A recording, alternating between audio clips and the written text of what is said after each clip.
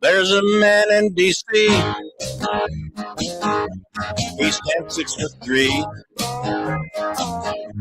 He's fighting for you. He's fighting for me. Hey, I'm CKBO. Russ with you on a Thursday. It's Thursday. That's how you know. It's good to see you. Yeah, I was just telling about my capture visit yesterday, and I say it on the air, you know. Yeah, exactly. But but I think everybody knows how to fit and all. If they don't, now they do. Well, they do. I mean, anybody that's listening knows. Listen, which is really rampant in the United States now. AFib. There's a lot of cases of it. Yeah, more than normal. I don't know that anyone knows exactly why, but I asked my cardiologist about it. He said, "Well, people are getting older." So then we started off. He called me old. The equipment wears down. I still like him. It's okay. And so I went in to discuss. Well, where do we go now? I know what I got. How do we get rid of it? And it's been something I've been researching for 6 months now.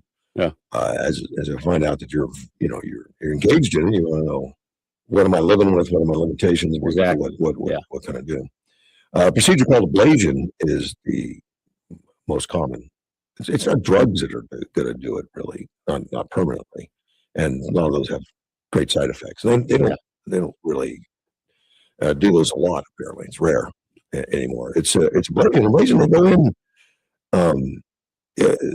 with a catheter down up your groin into your heart. Yeah.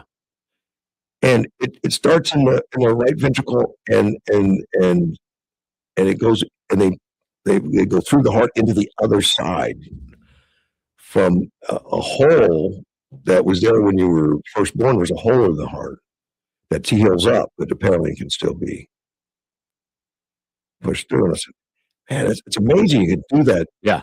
To the groin. I told a lot of guys I work with, I said, look, I'm going to have this thing done with this. They got to put this catheter up through my groin, but I'd really like someone to be in there to hold my hand while they do it.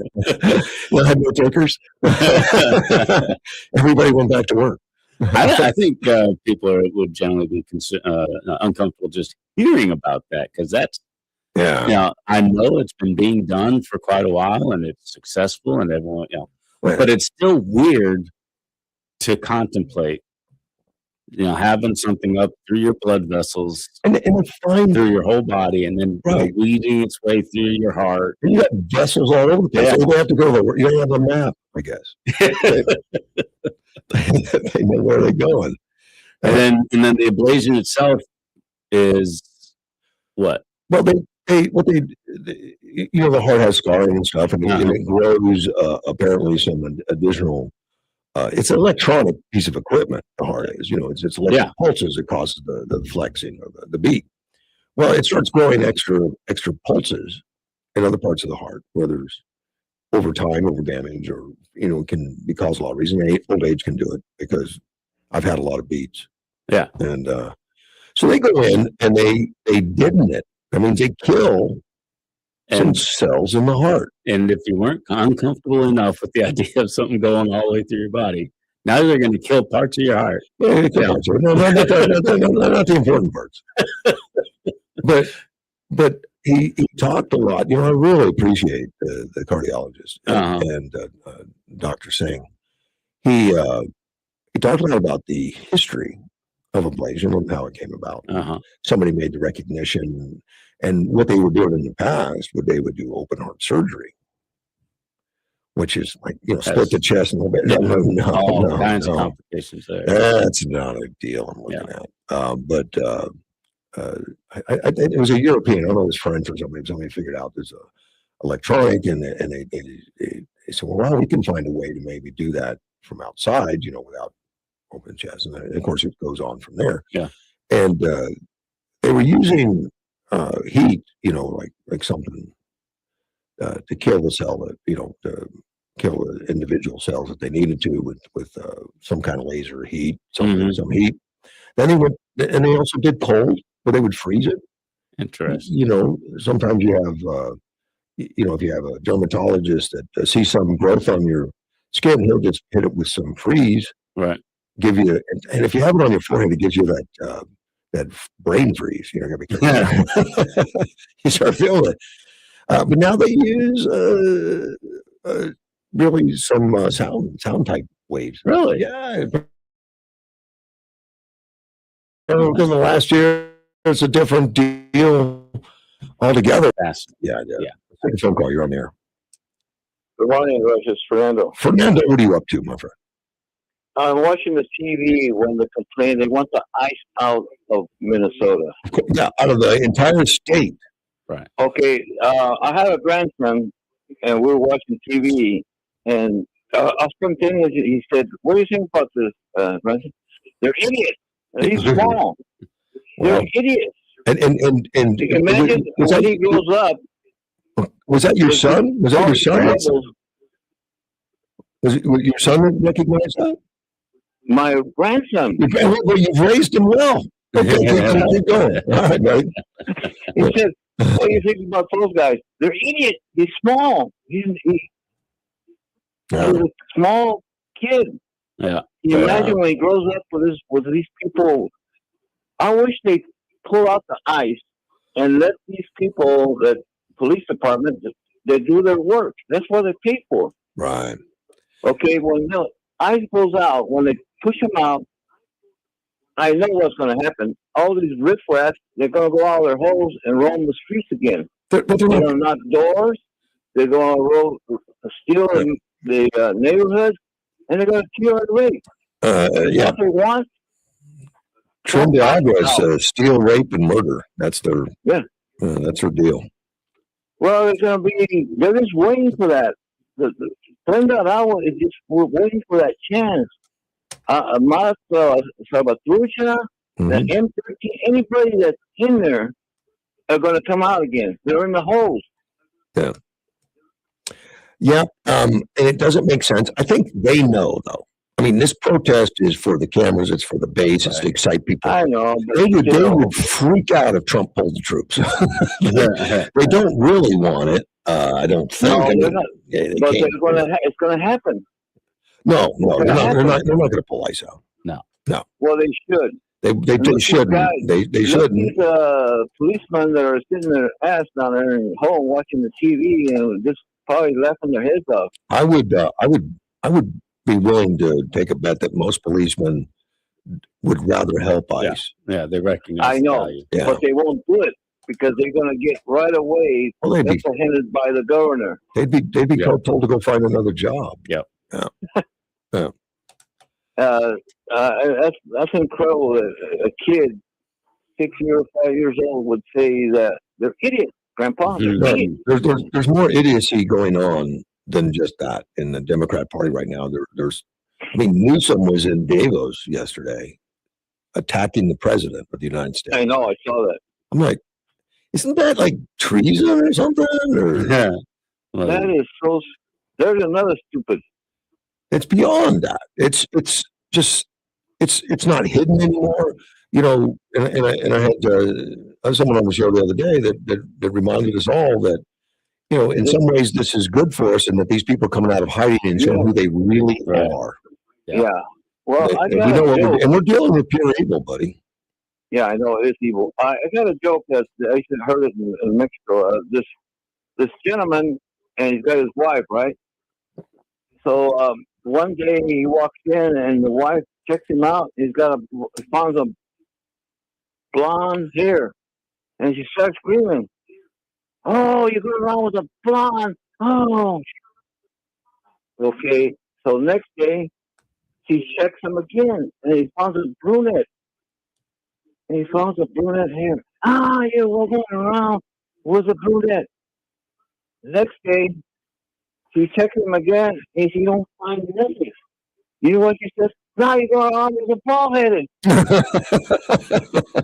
So they don't have nothing to complain. You got to find something to complain. Appreciate. Now you're going around with a bald-headed. Appreciate the call, buddy. Take care. Okay, bye. I had no idea where he was going. Yeah, I was wondering. I was like, okay. I was getting ready to hit comedy is always fun. I was going to hit the pause button. I didn't know what was going on. Getting back, it's just my own ablation. I scheduled it. Yeah. Okay. I'm going to have a pacemaker put in on the 20th of February. Okay. It was going to be the 19th, but you know what the 19th is? Day after the 18th. Well, no, it's the 19th is the Lincoln Day dinner. They wanted to schedule me during the Lincoln Day dinner to have that done. Uh-huh. I said, no, I ain't gonna do that. No, I'm not gonna do that. Got a party to go to. Well, I'm part of the help. Yeah. I mean, I'm setting up all the audio equipment. I'm going to be doing some MC work. We'd be lost. No, you won't be lost, but you would have to find a replacement. But I'm doing we'd have to shout.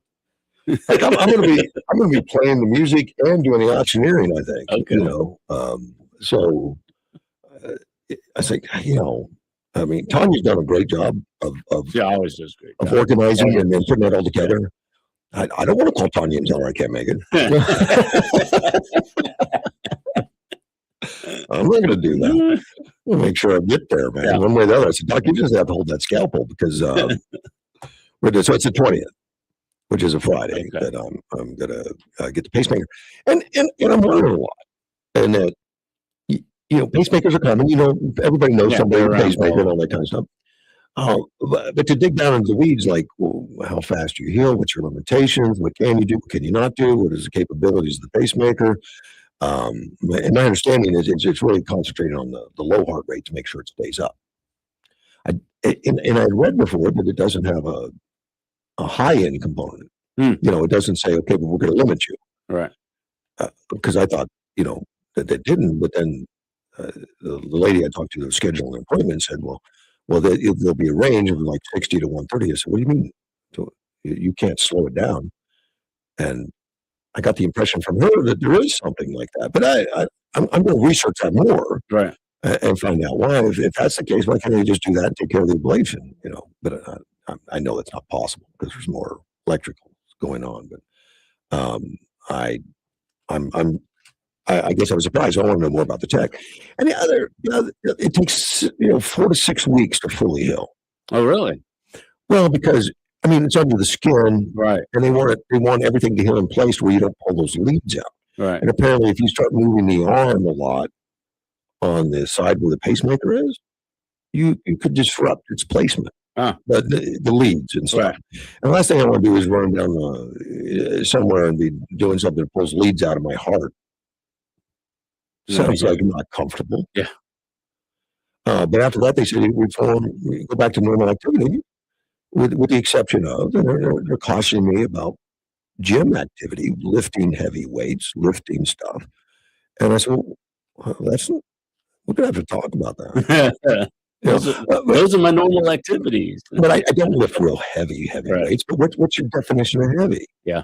And basically they said, well, whatever you can do in 5, if you can do 5 to, like 10 to 15 reps, maybe it's not heavy.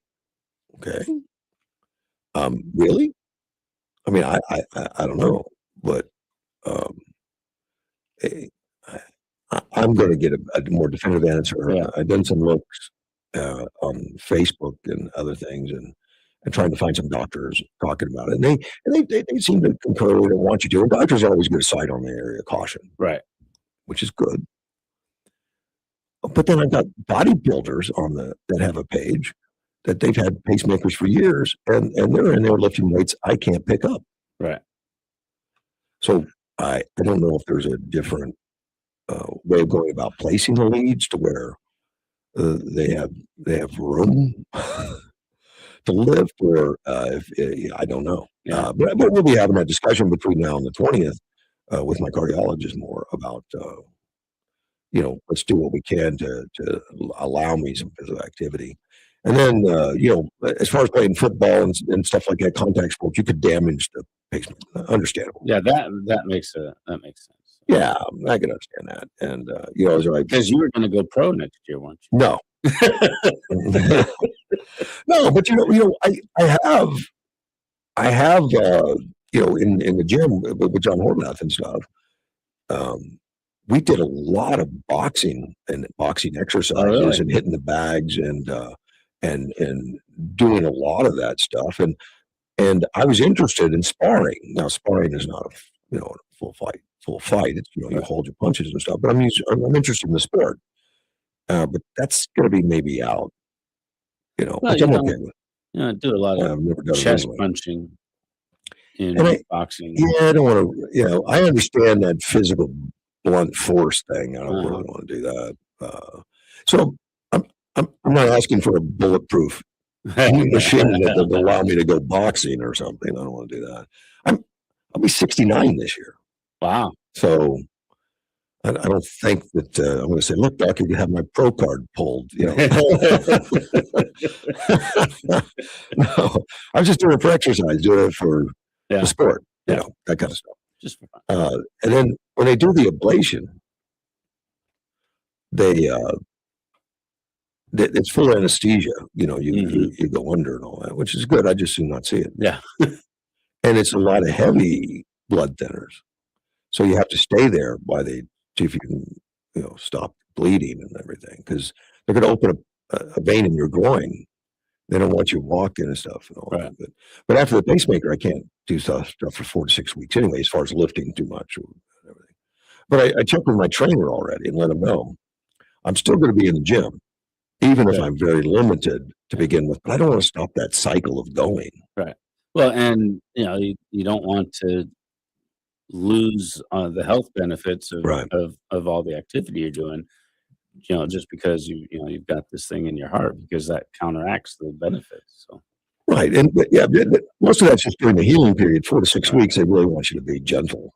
Yeah. Not raise your arm above your head, the arm that the side's on where the pacemaker is and stuff. In fact, they're going to put me in a sling for a while afterwards until it all heals. And once it heals, you can go back to doing it.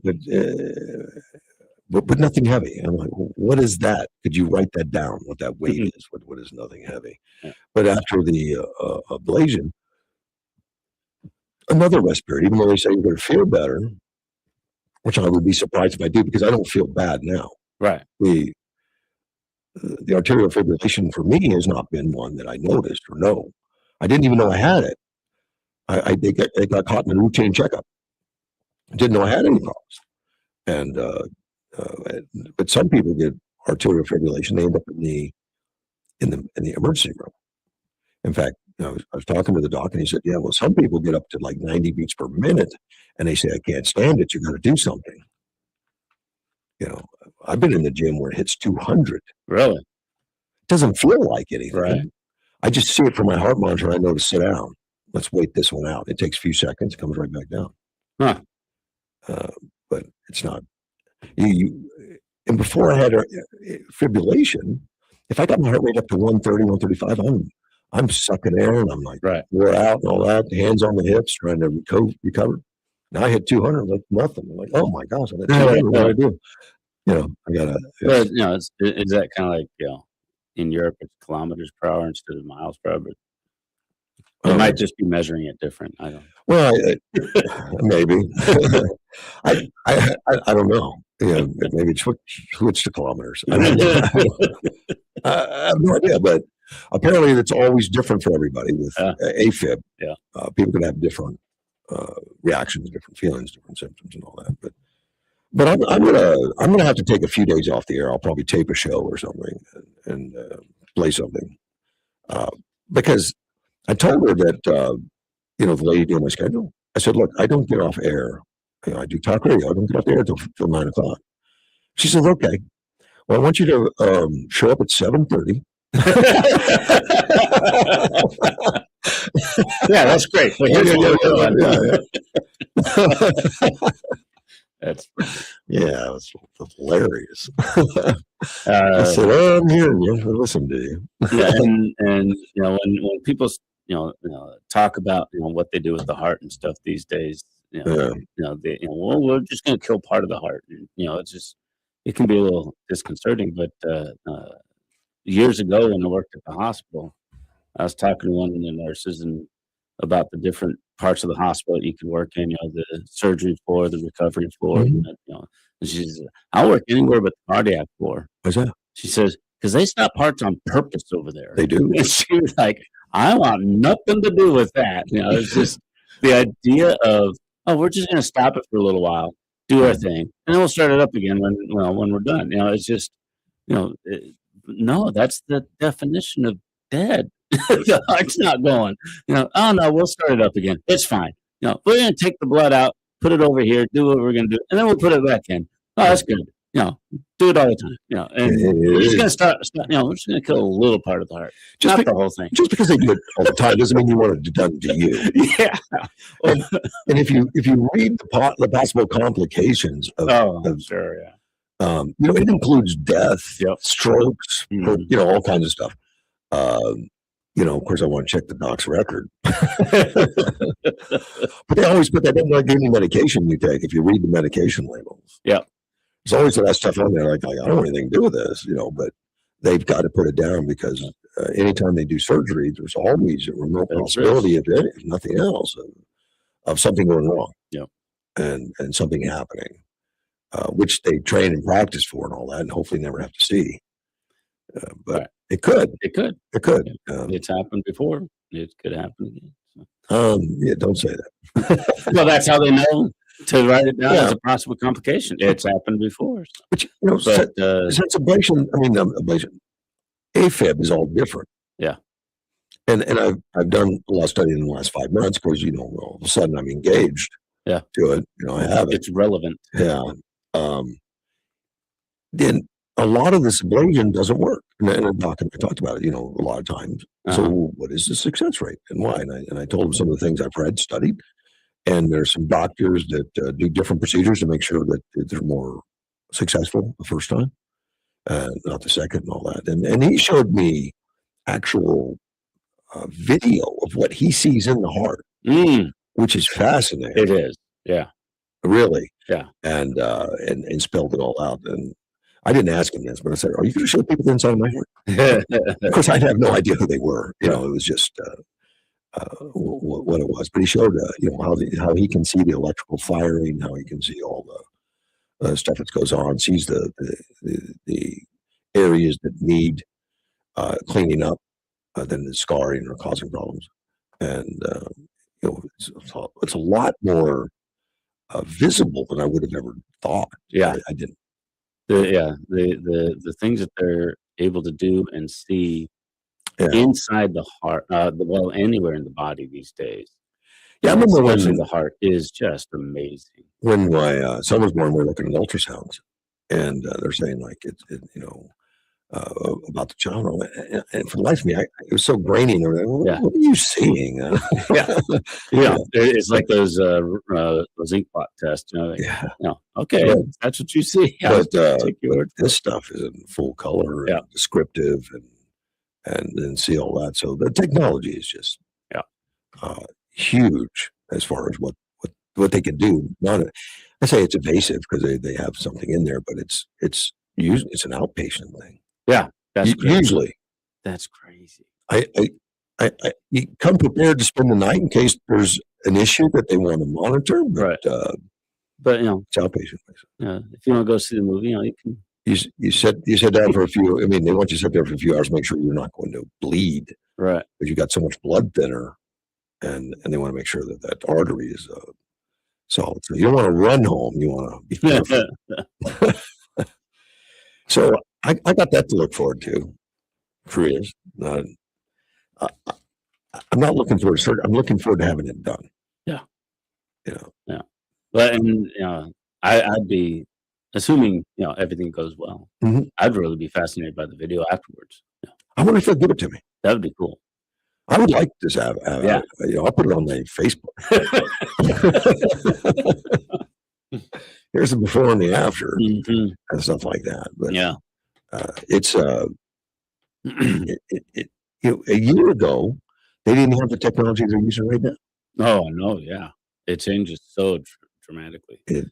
And it's nice to have a doc that is keeping up with, and I think they have to though, because it changes so fast. Well, yeah, and I was talking. I went to see my doc for just a regular checkup the other day, and we were talking about how the docs are getting so specialized. It's not just so it's specialized in cardiology. There's different categories of cardiology even these days that they can specialize because the technology and the information and the procedures, there's just so much. Nobody can know all of it. Nobody can keep track of it. Updating. Dr. Dean was my cardiologist. But she's like a general practitioner. Now, Dr. Singh, he does ablation. Right. Yeah. It's pretty specific. Yeah. And that's great. I love that, because it used to be, the only question they had to ask was, are we going to bleed them or use leeches, but now I'm glad we're past that. Now there's just so much that they know about the body and the way it functions and the technology, Chris, the medications. The more we know, the fundamentals count. Yeah. Eat right, get help, get good sleep, hydrate. It just keeps reaffirming the basic knowledge that cavemen had. Just get up, go out and get something to eat. Well, and you got to eat well, and we have so much processed food that is just not doing us justice. Right. And Kennedy's been talking about that and doing it and turning the pyramid upside down. Yeah, that's a big job. As a math teacher, I'm like, well, pyramids have the big part on the bottom. But okay, we'll turn it upside down. But when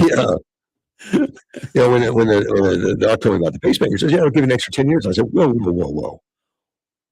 10 years? That's it?"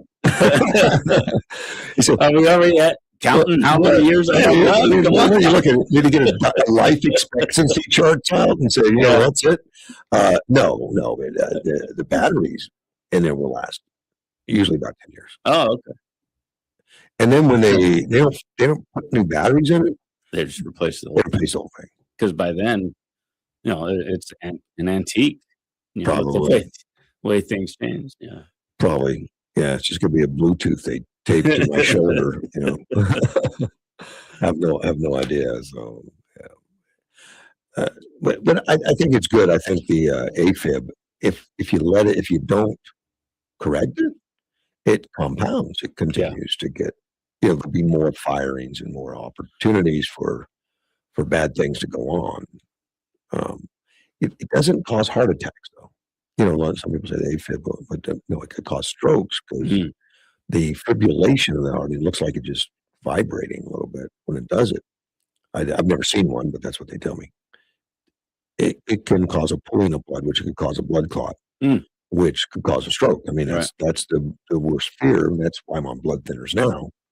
To guard against that, to make sure that that doesn't become part of my life. Because I like my wife, and I could say, well, bad news, honey, you got to take care of her. I got a stroke now. That's a big job, and also, I want to make sure I take care of myself too for her and for the people around me. It's an obligation to take care of myself. Yeah, and that's a good way of looking at it. Yeah, that I don't want to burden somebody. Yeah, because I decided to smoke, eat, drink, and never sleep. Yeah. Well, and that makes me uncomfortable. So I'm not going to do that. I'm going to put everyone else in my life at risk of having to deal with me or lose me or something like that. Just because I'm a little uncomfortable with that. Yeah. I get you. And I'm looking at it with that lens. Yeah. That I don't. I mean, I want to take care of myself too for me, but it's also an obligation. I've lost 30-some pounds since I've been married. Now, most people gain when they get married. Yeah, they get their wedding pictures out and they say, "Wow, I really put on the weight." I get the wedding picture out and I say, "Wow, boy, I was fat and pasty." And you know what my wife told me? What's that? She said, "You weren't pasty." What about the rest of it? Oh no, you were that. You just weren't pasty. Yeah. So she didn't mean it to sound like that, but that's how I picked up on it. We'll be right back. Temperatures still above normal, 75 for the high today, partly cloudy at 51 tonight, 72 and partly cloudy tomorrow, 54 on Friday night. Are you living with dry AMD? If so, you could be on the road to geographic atrophy, or GA, a condition that leads to retinal cell death and permanent vision loss. But with Izervay, you can slow it down, get it going slower. Izervay slows GA progression by targeting a key source of retinal cell death, which may help preserve your vision longer. Izervay, or Avastin capted Pagel, is a prescription eye injection used to treat GA. Don't take it if you have an infection or active swelling in or around your eye. Izervay can cause eye infection, retinal detachment, or increased risk of wet AMD. Izervay may temporarily increase eye pressure. Your vision may be impaired after an eye injection or exam. Don't delay. Ask your doctor about Izervay today. Izervay gets GA going slower. Visit Izervay.com. That's IZERVAY.com. Paid for by Astellas Pharma.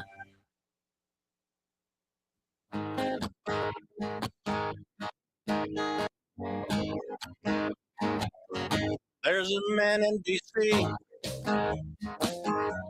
He stands 6'3". He's fighting for you. Hey, 60 KPLU, Russ with you, and Chris Morrison here. I'm here.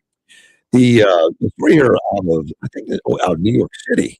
All right. New York. Yeah, a bunch of police officers, New York's finest detectives, had some injuries and had to get over to the hospital. A bunch of them? Well, I guess maybe somebody injured and somebody carrying them. I don't know, taking them there or whatever. Hospital staff were nasty to the officers. Oh, really? Nasty. While they were in the waiting room, they accused them of being ICE and said you should go somewhere else. Hospital staff? Yeah. That's weird.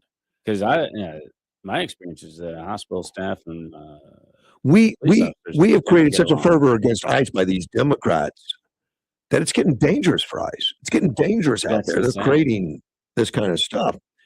They were treated disrespectfully because they were mistaken for federal officers, which it shouldn't matter. It shouldn't matter. You know, I've seen, because I worked at the hospital. Yeah, I've seen people come in that were suspects or prisoners or convicted. A bank robber that just shot a cop is going to get good care. Yeah, they always get treated as a person. It's none of my business. Correct. I'm going to heal you, send you out. Then they can kill you on the electric chair or whatever. But I'm going to do my job ethically and properly. Can you imagine if hospital says, I'm not going to take illegal aliens or bank robbers? Right. That's crazy. That it's mind-blowing to me to think that happened. And multiple members of the staff doesn't say the numbers. One guy it just says hospital staff were nasty to the officers in the waiting room, accused of being ICE, asked them to leave, and they properly identified themselves that, look, we're not even ICE, which it shouldn't matter. It should be like, what the hell are you doing? It says it's despicable to it, and they probably get federal funding. It should be pulled. It's despicable to attempt to deny care or suggest they go elsewhere. Yeah. Now, a New York Police Department, a spokesperson, said the hospital apologized to Police Commissioner Jessica Tisch over the incident. Oh, then it's okay now, right? Right. Oh, you're not ICE, so I apologize. It's nuts. It is. Let's take a phone call. You're on the air. Hey, good morning, Russ. How we doing? Doing well, Carl. Good morning. Good morning. My 2 cents for the day is what's despicable to me is when we have Adelina Grijalva down around messing with our ICE agents because I am paying the ICE agents to throw people out of the country that don't belong here. And then she gets in the way of getting pepper sprayed because she's in there messing with the people. But she was never pepper sprayed. She lied about it, man. She was never pepper sprayed. Adjacent. Yeah, she probably saw it being done to someone else, maybe. I know. So that's the kind of person we put in to run our country for us, our state. Well, we've got a lot of that going on. Yeah. Gallego's no better. Kelly's no better. Elon Omar, Governor Tampon Tim, Gavin Newsom. There's a list of them that are just outrageous. And what they see in us is outrageous. We're outrageous because we don't agree with their hate. That's my problem because, and I always go back to the game of Monopoly, because that's the way our country runs. You can't cheat. if you played the game of Monopoly correct and the banker doesn't cheat, Yeah. because that's what we put President Trump in there to do, and that's exactly what he's doing. He's stirring up some hornet's nests out there, man. And I'm not saying it shouldn't be stirred up. I mean, there's a lot of things that has been unfair, and the U.S. has taken on things unfairly. U.S. has been treated unfairly, and he's saying, "Stop it! Right. We're America first." That is correct. Right. And who's yelling at the most not to stop it is the Democrats. Correct. Newsom even took the time to go over to Davos and do it right to foreign leaders and asked them to not pay attention to Trump. At some point, I think it should lock him up. Well, I get a rope. I don't know about that. Yeah. Well, I'm anti-rope. I'm anti-fire hose. Well, because I say that, I know there's a lot of people that remember our great Sheriff Phipps. Yep. Yeah. And when he was on the radio show, one of his sayings was "get a rope." I know. And he didn't mean to go hang somebody, but they should have been hanged. So, No. That's from living in Yuma a long time, and that's the impression I got from our good sheriff. I got it. I understand. So when you need to, go get a rope. So anyway, have a good day, gentlemen. You take care, man. Bye-bye. Take care, bud. As Mr. Carl. When you were listing all those crazy Democrats just now, it occurred to me, I was like, we haven't been talking about AOC in for forever. She's been laying a little low. She's like the tame one now. I think her and Crockett are still stirring it up and trying. Maybe they're not getting attention. I don't know. Who would ever thought that would happen? The Hakeem Jeffries is getting more notice than AOC. The spokesperson for the New York Police Department, Trish, says, our regret for how the situation was handled and reaffirmed our commitment to continue providing the highest quality care for the New York Police Department. Obviously, I got that wrong. That's a hospital spokesman. Right. And law enforcement agencies. And all law enforcement agencies. She didn't spell out ICE, but she said all law enforcement agencies. We provide care to the injured officer who was asked to temporarily secure his weapon as per our policy. That's just normal. That's not treating them rude. The other two officers were allowed to keep their weapons. Right. I guess that makes sense. Yeah. I say then, talk about their hospital. Langon always values the opportunity to provide care to members of law enforcement. Now, they didn't comment directly about the ICE incident, as thousands of nurses across the city were on strike. Said it is an outrage. You see, the Endowment Association announced, that's the New York Detectives Endowment, New York Police Department Endowment said, it's an outrage in New York Police Department detectives injured in the line of duty should have to worry about being treated at any hospital in the city they protect. As nurses across the city strike over issues like workplace safety, treating detectives poorly is not how we make hospitals safer. Yeah. No one, especially detectives injured in the line of duty, should face such treatment. That's former Mayor Eric Adams. He criticized the hospital and called New York Governor Hochul to hold it accountable. Somebody should. Yeah. Well, and even if they were ICE officers, and they said they're going to do some retraining. Yeah, because there's going to be thousands of employees, hundreds of nurses and stuff working at that hospital, and it had to have been just a couple, a few of them, one, two, maybe three of them. I don't know, because I can't imagine it would have been widespread. Because they said staff. So you get more people involved. Somebody's going to speak up and say, "No, we're here to treat people." But maybe it's flipped in some of these places that are so blue, like New York. Like, I can't imagine. Okay, we have a new policy. We're not treating certain people. Yeah, but healthcare workers are different people. I agree with you. That's all I ever saw at the hospital. All I ever saw, and I asked questions, and I talked to the docs when I was on the board, and they said, "Look, it doesn't matter. I don't know if they're a police officer, a bank robber. Yeah, if they have insurance, they don't have insurance. None of that matters. They've got an injury. I'm going to fix it. Right. Well, it matters, I guess, in New York, at least by some. A few of them. Yeah, that's crazy. Adams goes on to say a hospital that politicizes emergency care is no longer a hospital. Yeah. It's an activist institution pretending to practice medicine. These New York Police Department officers put their lives on the line. Medical staff are sworn to treat the injured, not pass political judgment. We send them into danger and then leave them bleeding when it's inconvenient. I would expect somebody to be fired. That would have to happen. I would hope so.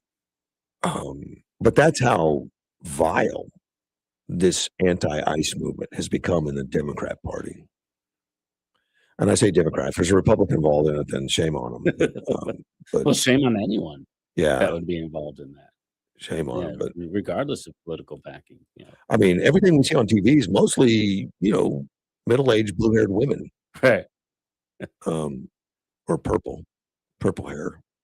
It just seems to be, for some reason, I don't know why that is. Well, But they look better on camera. is that it? I've never seen one of them look good. More interesting, we'll say. Okay, It's more I interesting on camera. don't see that, man. Yeah. Why waste color on somebody with gray hair? Yeah. They don't look good. Hey, today Jack Smith's going to Capitol Hill. Okay, now tell me who Jack Smith. Oh, he's a former special counsel that went after Trump. Okay, yeah. That Jack Smith. Yeah, Jack Smith's a kind of common name. Was that movie Mr. Smith Goes to Washington? No, it's a different guy. Different one. But that's going to start at 10 o'clock. 10 o'clock Eastern time was 8 o'clock here. Yeah, so 8 will start at 8 o'clock. Jim Jordan is the chairman of the committee, the Judiciary Committee. He's expected to level allegations at Smith that he brought politicized criminal charges against a leading presidential candidate to interfere with the 2024 election. I think that's fair. Anybody that's looked at the charges and the alleged crimes, they were manufactured. They just. I didn't have the details. So. Oh, well, I withhold judgment until the details come out, but it'll be interesting to see what details do come out. Yeah. In the Well, Trump said Smith is a thug who belongs in jail. He said that last year in Oval Office. He says, I'd rather see him testify publicly because there's no way he can answer the questions. It's going to be private though. Oh, is it? Yeah. It's going to be behind closed doors. Well, that's no fun. I know, right? I think they should be out there. Smith is, Republicans criticize Smith seeking gag orders against Trump during his presidential campaign, which is really weird, but that's what he did. Yeah. You're not allowed to talk. Go ahead and campaign. You can't talk. He says attempting to fast track proceedings, like really fast track. Usually courts move very slow. Right. Not if it's against Trump. Seem to jump up there. But he subpoenaed records and phone data of hundreds of Trump-aligned people, and including sitting senators and stuff. He hasn't really answered the answer to that question. But he was just grabbing everything and saying, we got to find something on him somewhere. Right. Is the appearance it gives. Because there was never anything found that, but Republicans are I'm losing track of which. Jack Smith's a federal guy. Yeah, but there were a few things going on at the time legally. Oh, gosh, yes. And I lose track of which was which. Real estate issues that they said you overestimated what your real estate was worth. The Jack Smith one is when Trump would come out of the courthouse and he'd be talking to reporters from across the barriers or something like that. I don't remember exactly about that, but Jack Smith was more about voter. Saying he lied about voter fraud, and he was attempting to illegally overturn the 2020 election. Okay. Like the J6 thing, that he incited a riot by saying march peacefully. And that always confused me. The idea that he didn't immediately take action when he was told that it was happening. But that wasn't even true. But maybe you could talk about that, but his words themselves, it wouldn't even be an obligation, but he did it.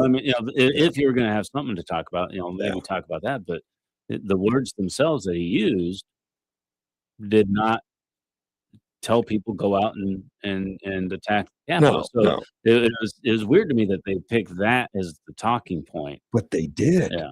And the BBC doctored pieced it together like something he said an hour earlier or later or something. He pieced it in with that to make it sound like he was saying attack or something, or target or something. Yeah, and it's weird to me to think that some of the stuff going on in England is the same stuff that's going on here. They got the media. Oh my gosh, misrepresenting things there. Well, They've got immigration issues going on there. And he's Trump's suing the BBC. Yeah. Which he should. Yeah. Because you got to put a stop to this lying and misrepresenting and actively manipulating, trying to change an election material. Yeah. The source content. Smith's charged that Trump's attempting to illegally overturn the 2020 election and with the retention of classified documents. Remember in Mar-a-Lago raid, which was highly improper, wrong, illegal.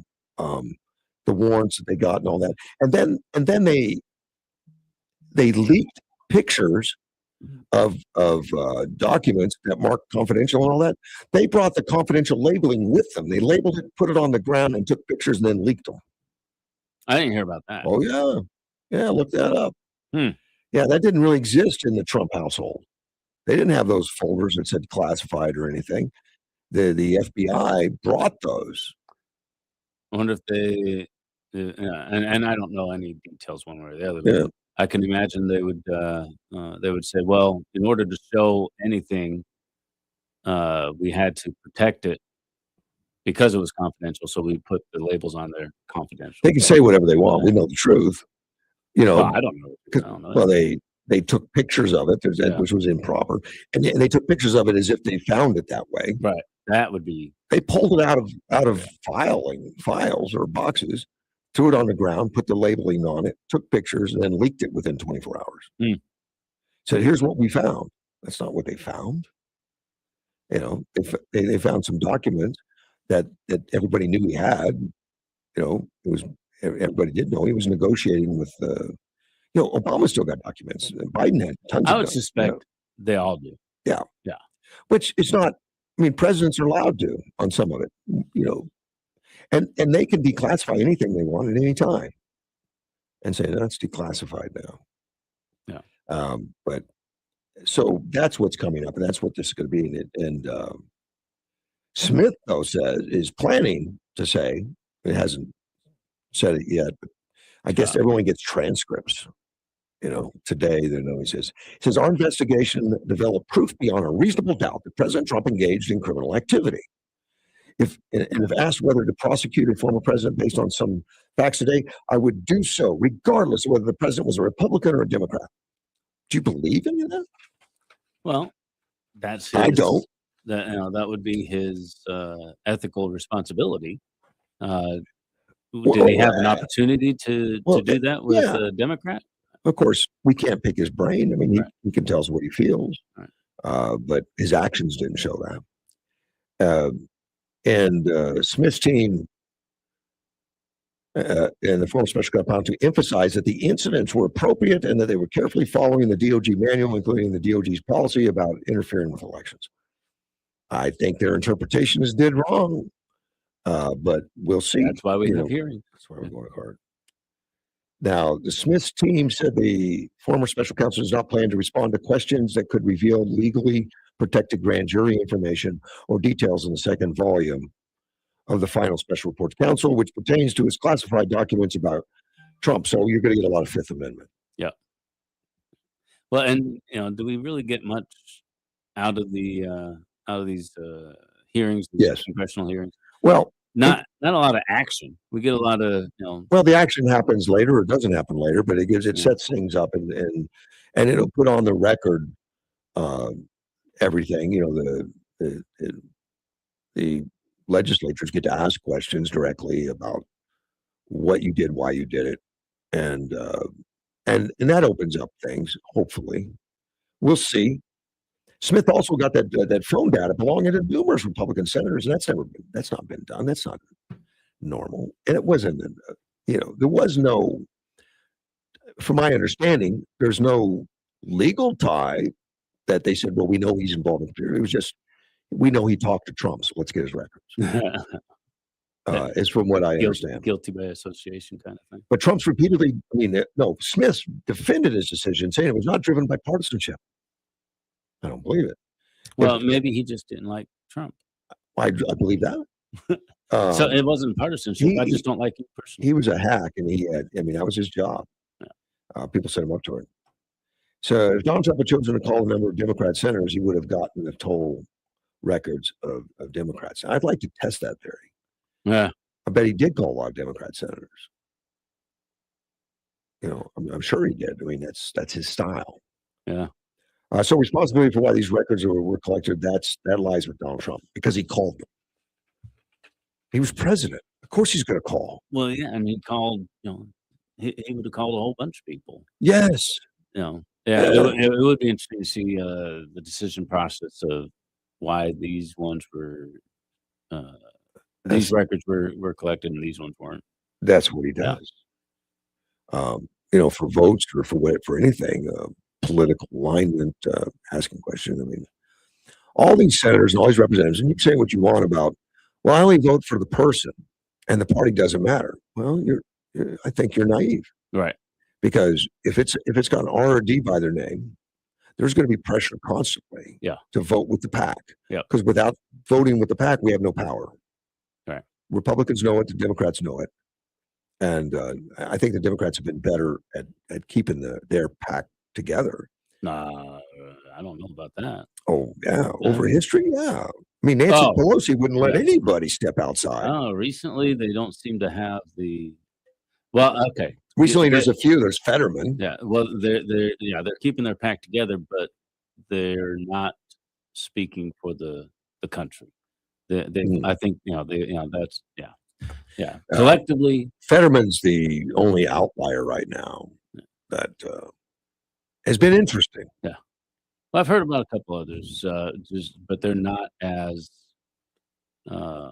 consistent as Federer. Federer really does. He's kind of like their Rand Paul. Don't get me wrong. I like Rand Paul, and he sticks to his values. Yeah.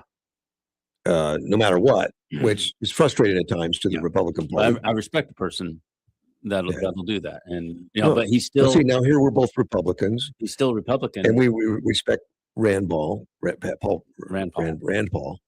But how many Democrats could say they respect Fetterman? They are not happy with him. I'm sure. You're not allowed to step outside. His Democrat constituents apparently are okay with him. We'll see. We'll find out in November. He's only been through one election, and he won it without his brain working. Well, they haven't done a recall on him, so no, those are not easy. Is he up for in November? No. Not now. I mean, it's 6 years he's got. He's only been in for 2. So has it only been 2? Yeah. Really? Mm-hmm. It feels like he's been around for a while. No, I don't think so. I could be. I'll Google that while we talk something. I could be wrong, but that would be a long shot. You're never wrong. I may be wrong. It's getting close to the hour. When I get back, I want to talk a lot about a little bit. Anyway, I didn't watch the whole Davos thing on Trump. I think he spoke for hours. I got some of the highlights of it and some of the things, and I think it was a surprise. I mean, we all expected that Trump was going to be meaningful. That there was an anticipation of Trump. I mean, when he entered the room, the temperature changes. I'm sure. It was like he is the most powerful guy there. Like him, don't like him, whatever it is, and he really garnered the most attention and had the most impact. And like him or hate him, he does that. He's going to get attention. Yeah, correct. And he's going to say what he thinks and what he feels. He's not. He's not very politically correct at times. He's going to get way out there, and there's a lot of. I desire that. I like that a lot. Some people still prefer a slick politician that's going to make sure I don't ever upset anybody. But then they don't stand for anything. Do anything? Yeah, they're just. So what do you stand for? Well, I stand for everybody getting along. Yeah. Okay. They become just a rubber stamp for their party. That's all. Yeah. Trump thinks outside that box. We got to take a break. It is the top of the hour, and we'll be back. AM 560, KBLU.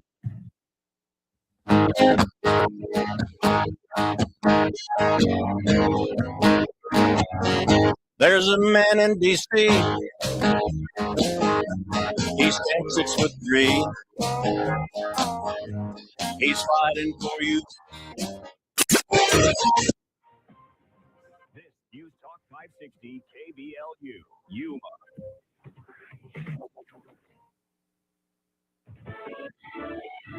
He's getting ready to leave Davos, Switzerland. I'm Dave Anthony, Fox News. Hours after the president created something new. The official formation of what is known as the Forge of Peace. And President Trump is the chairman, joined by other world leaders signing the charter this morning that some American allies not join the board initially formed to implement peace in Gaza, including disarming Hamas. I think we can spread out other things as we succeed with Gaza. Saying that work with the United Nations, but the UN has lived up to its potential. The president says he's also cutting a deal that works for Greenland after insisting the U.S. must take control of the territory now part of Denmark. The president says it's key for his new U.S. missile defense system. Fox's Lucas Tomlinson is in Greenland. President Trump announcing that framework agreement and calling off his tariff threats against those NATO nations who deployed forces here. President Trump talking to our own Maria Porter-Roma, telling her this deal could possibly mean total access for U.S. forces in the United States. We will have everything we want. We're getting everything we want at no cost. So the Golden Dome will be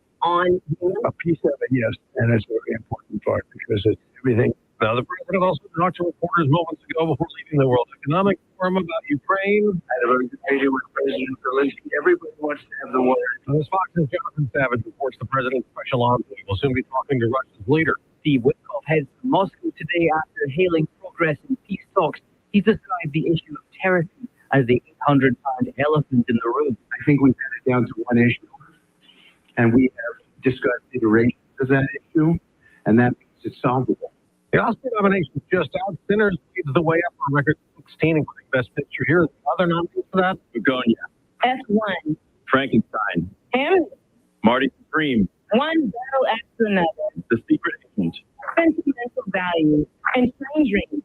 We'll find out the winners of the Oscars March 15th. Americans will say to Fox News, Relief Factor loves hearing from pain-free customers and hopes that you're going to be the next right. And Kim wrote in and said, before trying Relief Factor, Glenn, I struggled to make it to my work days. I'd collapse on the couch at night, aching everywhere. Within a few weeks of starting Relief Factor, that daily pain began to fade. Now, I'm keeping up with it. I still have energy left for my family. My life has changed. Kim's is the story of thousands of kitchens and office desks and factory floors. The story of parents having more love to give because they have strength to share it. Relief Factor doesn't just ease pain, it restores your evening, your laughter, and the simple joy of just being present. Relief Factor has given me a big part of my life back, whether in cold and elevation of our ranch or walks along the beaches with my wife in Florida. Relief Factor is 100% drug-free and targets the inflammation that causes pain so you can move better and feel better and actually enjoy life again. Try their 3-week quick start, $19.95. Go to relieffactor.com, 1-800-4-RELIEF, 1-800-4-RELIEF,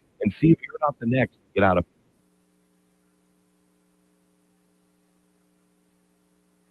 From the Digital Weapons Information Desk, I'm Julian Aguilera. The new bank has officially opened its doors in Yuma. Local leaders on the 1AZ Credit Union employees gathered to celebrate the grand opening of the bank's new branch. The ribbon cutting followed 1AZ's acquisition of First Bank Yuma in November of 2025.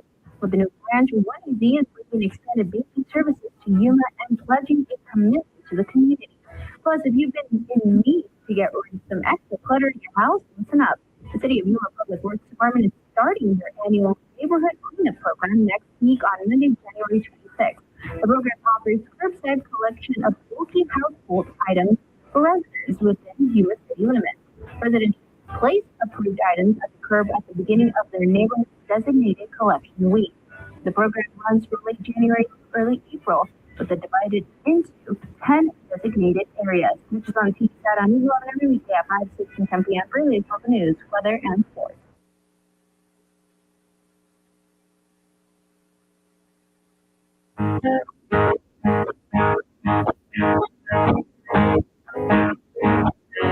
There's a man in D.C.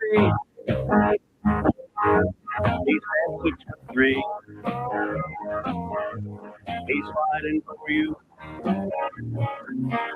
He's fighting for me. We'll drink that old song. AM 560 KPLU. We'll talk with you. Chris Pelosin's here. I'm here. I want to talk about NATO a little bit. Let me open up the phone lines. The phone lines are open 928-344-5258. NATO has released some details about the meeting they had with Trump that regarded Greenland. Right. And this is Mark Rutte, the NATO chief, general chief, NATO chief.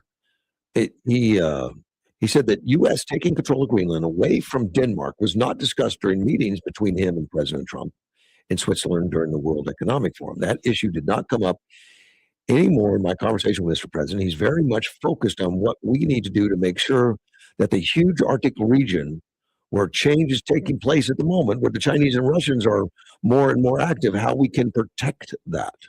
Okay. And they pressed the details of the reported framework.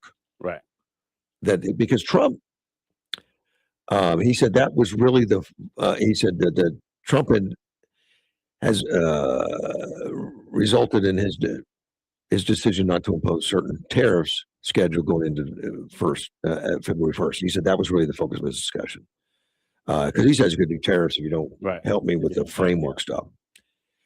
Now, Trump did announce a new framework pertaining to Greenland in a post on the social media based on the very productive meeting that I had with the Secretary General of NATO, Mark Rutte. The guy says we didn't discuss it. We have formed a framework of a future deal with respect to Greenland and, in fact, the entire Arctic region, which the general admitted they talked about the Arctic region. That was the premise of their conversation. So based on this understanding, I will not be imposing the tariffs that were scheduled to go into effect on February 1st. Additional discussions are being held concerning the Golden Dome as it pertains to Greenland. And you know what the Golden Dome? Yeah, it's it's a protecting. It's electronic protection, missile protection. Yes, exactly right. Cold. Yeah. It's just what Trump wants called the Golden Dome because he's a golden guy. Yeah, that's what he likes. So further information will be available as discussions progress. Now, he did something that I think is smart in this also. And something I'm going to talk to Jim Pfaff. Jim Pfaff's going to be calling in at 8:30. He said that Vice President J.D. Vance and Secretary Marco Rubio and Special Envoy Steve Witkoff will lead the negotiations. Yeah, okay. He's handing it off. Right. But as a good leader does. They get a team behind them. They can delegate. You go do this, you go do this. And there's been concerns from some Republicans, and I talked to you off air a little bit about the concerns from some Republicans spending too much time in foreign policy. We need to be back in the home front, doing Make America Great Again, and not working on Greenland, not working on some of the other stuff. And I think he's getting that message.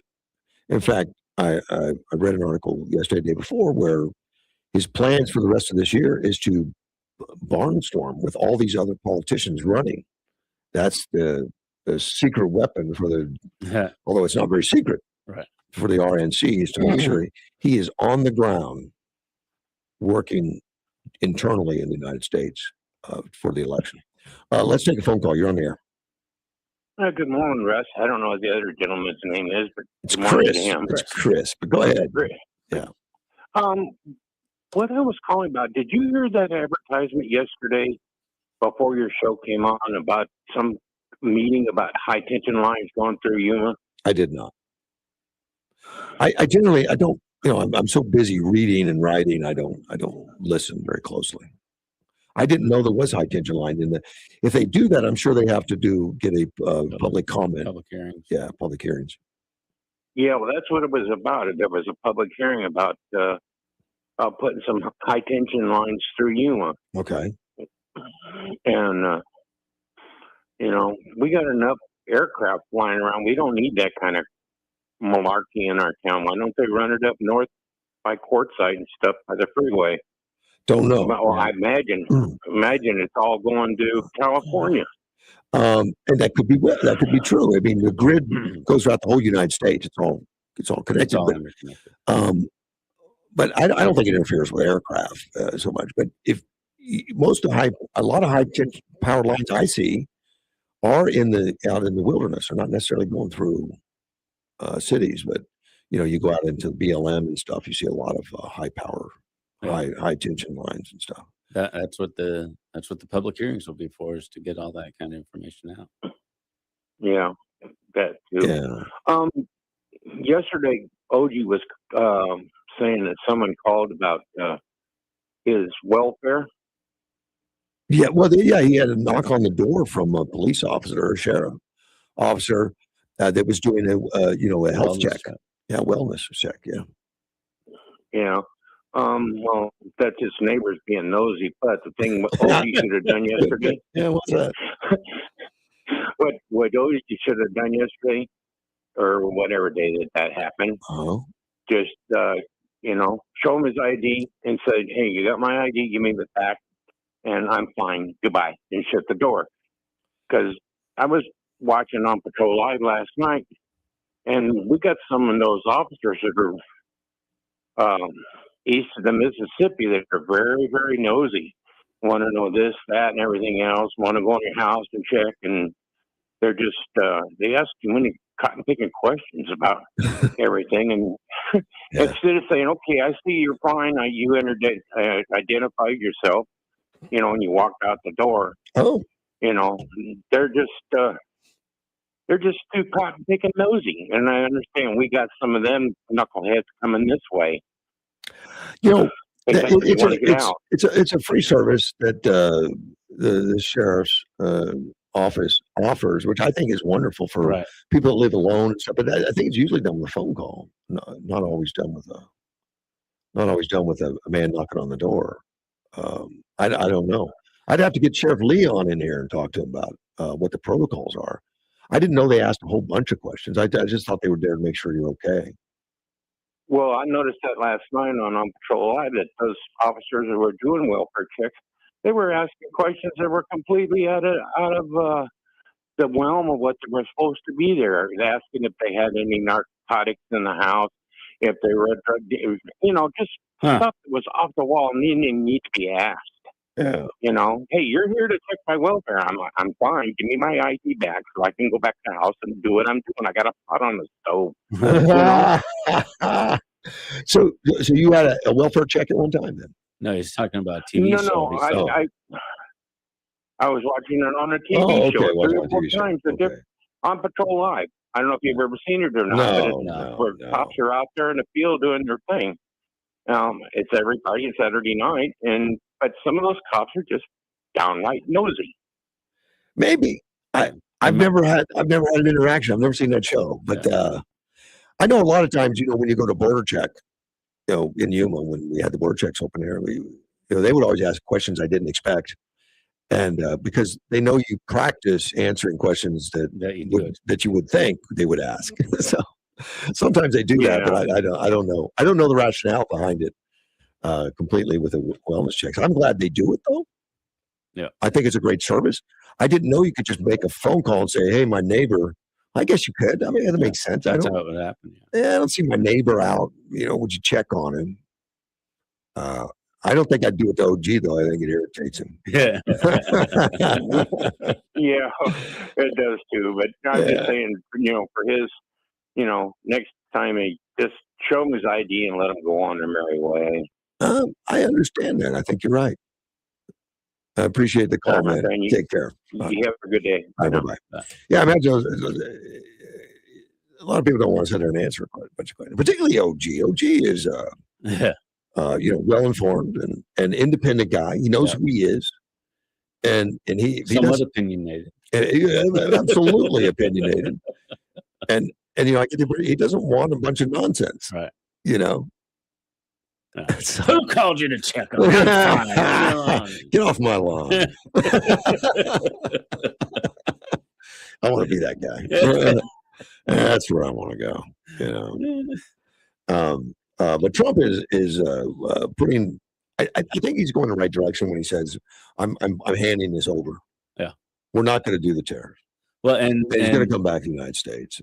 And now that we're seeing that he's putting together a deal. All the other stuff, it sounds like his typical negotiation tactic. Right. Throw something out there nobody can agree to, and then when I get less than that, they feel like they won. But you get what you that's want. what I wanted. Yeah. I thought that from the beginning, but he's pushed the U.S. territory so much. I think I'm questioning myself. I think I was getting into legally. How can the United States, do this and that? A great question. We'll find out. Yeah. Let's take a phone call. You're on the air. You mentioned blue hair last hour. Did you get my meme? I wasn't talking about you specifically. Yeah. I understand. Did you get my meme? Yes, I did. I got another one. I'll just read over the air. I won't bother sending it to you, but was it true? Was it true that the Ice Ages actually were posing as liberal blue hairs? It's a meme. It's supposed to be funny. Okay. Don't take it not true. I think it would be a great idea, though. Absolutely. Go ahead and read the whole thing out loud if you're going to start. Well, and it just shows a guy standing in a meeting, obviously an Ice Agent meeting or something. He says, Ice Agents pose as blue-haired lip-tards driving legals to safety so the aliens get in the van voluntarily. That's funny. That is funny. I think that's a great strategy, though. I don't know who came up with that, but that's good. Yeah. Back in the day, blue hair meant something completely different. My grandma had blue hair.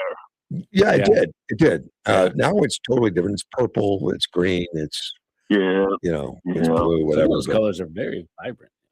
They are, but they're not natural. No. Yeah. Are you sure? Yeah, I'm pretty sure. Pretty sure. You can't do that.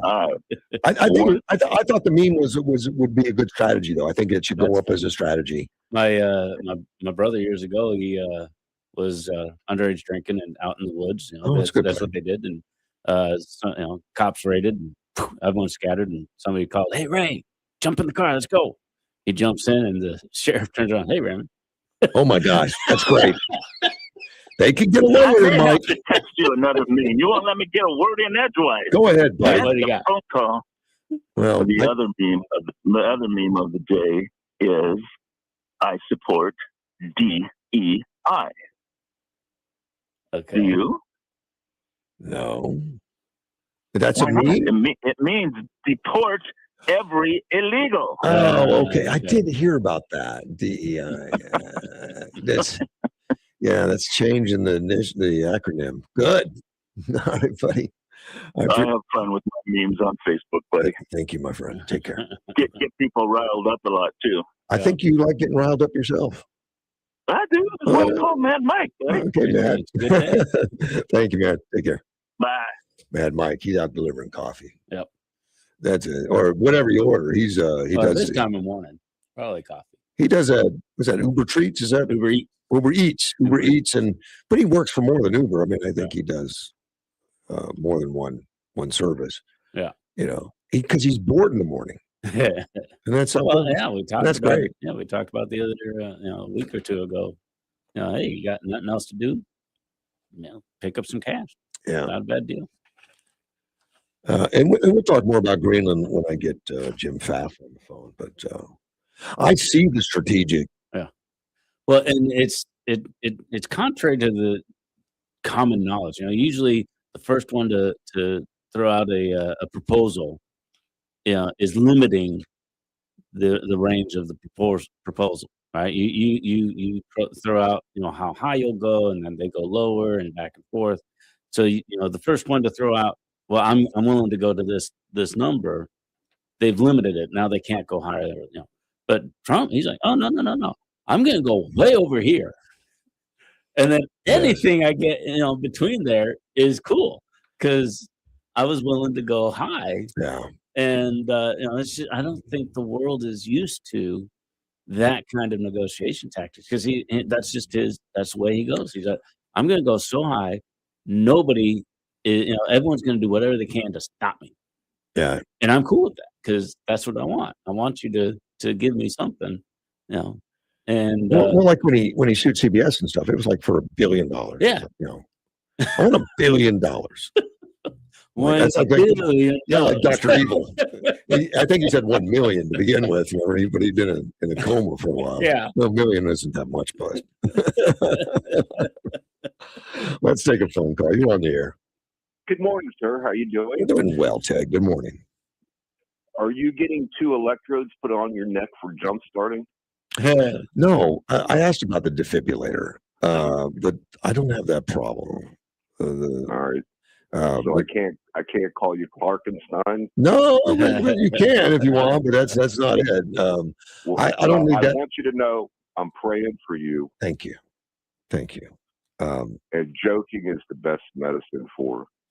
I think laughter is always good. Great. Yeah, it's always good. And as soon as I hear you're on the phone, I start laughing. You ever heard of eminent domain? Yeah. Well, sorry, Danes, we got it. Eminent domain. Well, eminent domain is generally where we already have jurisdiction, and we acquire property that way. We don't usually acquire property through eminent domain that belongs to someone else. Right. But the ownership of that property is come under fire, and I think it's really interesting that they're kind of an independent country. They're kind of not an independent country. And they were invited what something Trump did, a peace talk, something as an independent country, and made Denmark mad. Mm-hmm. Which is going to happen a lot. Denmark's going to be mad a lot. Yeah. Need to teach those horn wearing, axe yielding fools something. It's called eminent domain. We've thrown it down on the taxpayers here in the United States from county to county. Yeah. Taking their personal property under the eminent domain laws. I don't think they recognize. Well, yeah, that only works within the country, though. Yeah. Okay. Well, you might as well just send them the Marines in and just take it. Okay. We got a sub base underneath. Probably more than one. Yeah. Right. So let them come over on their long boats and their Viking helmets and see if they can take it. I don't think they have Viking boats anymore. I think they've got a couple sled dogs. That's it.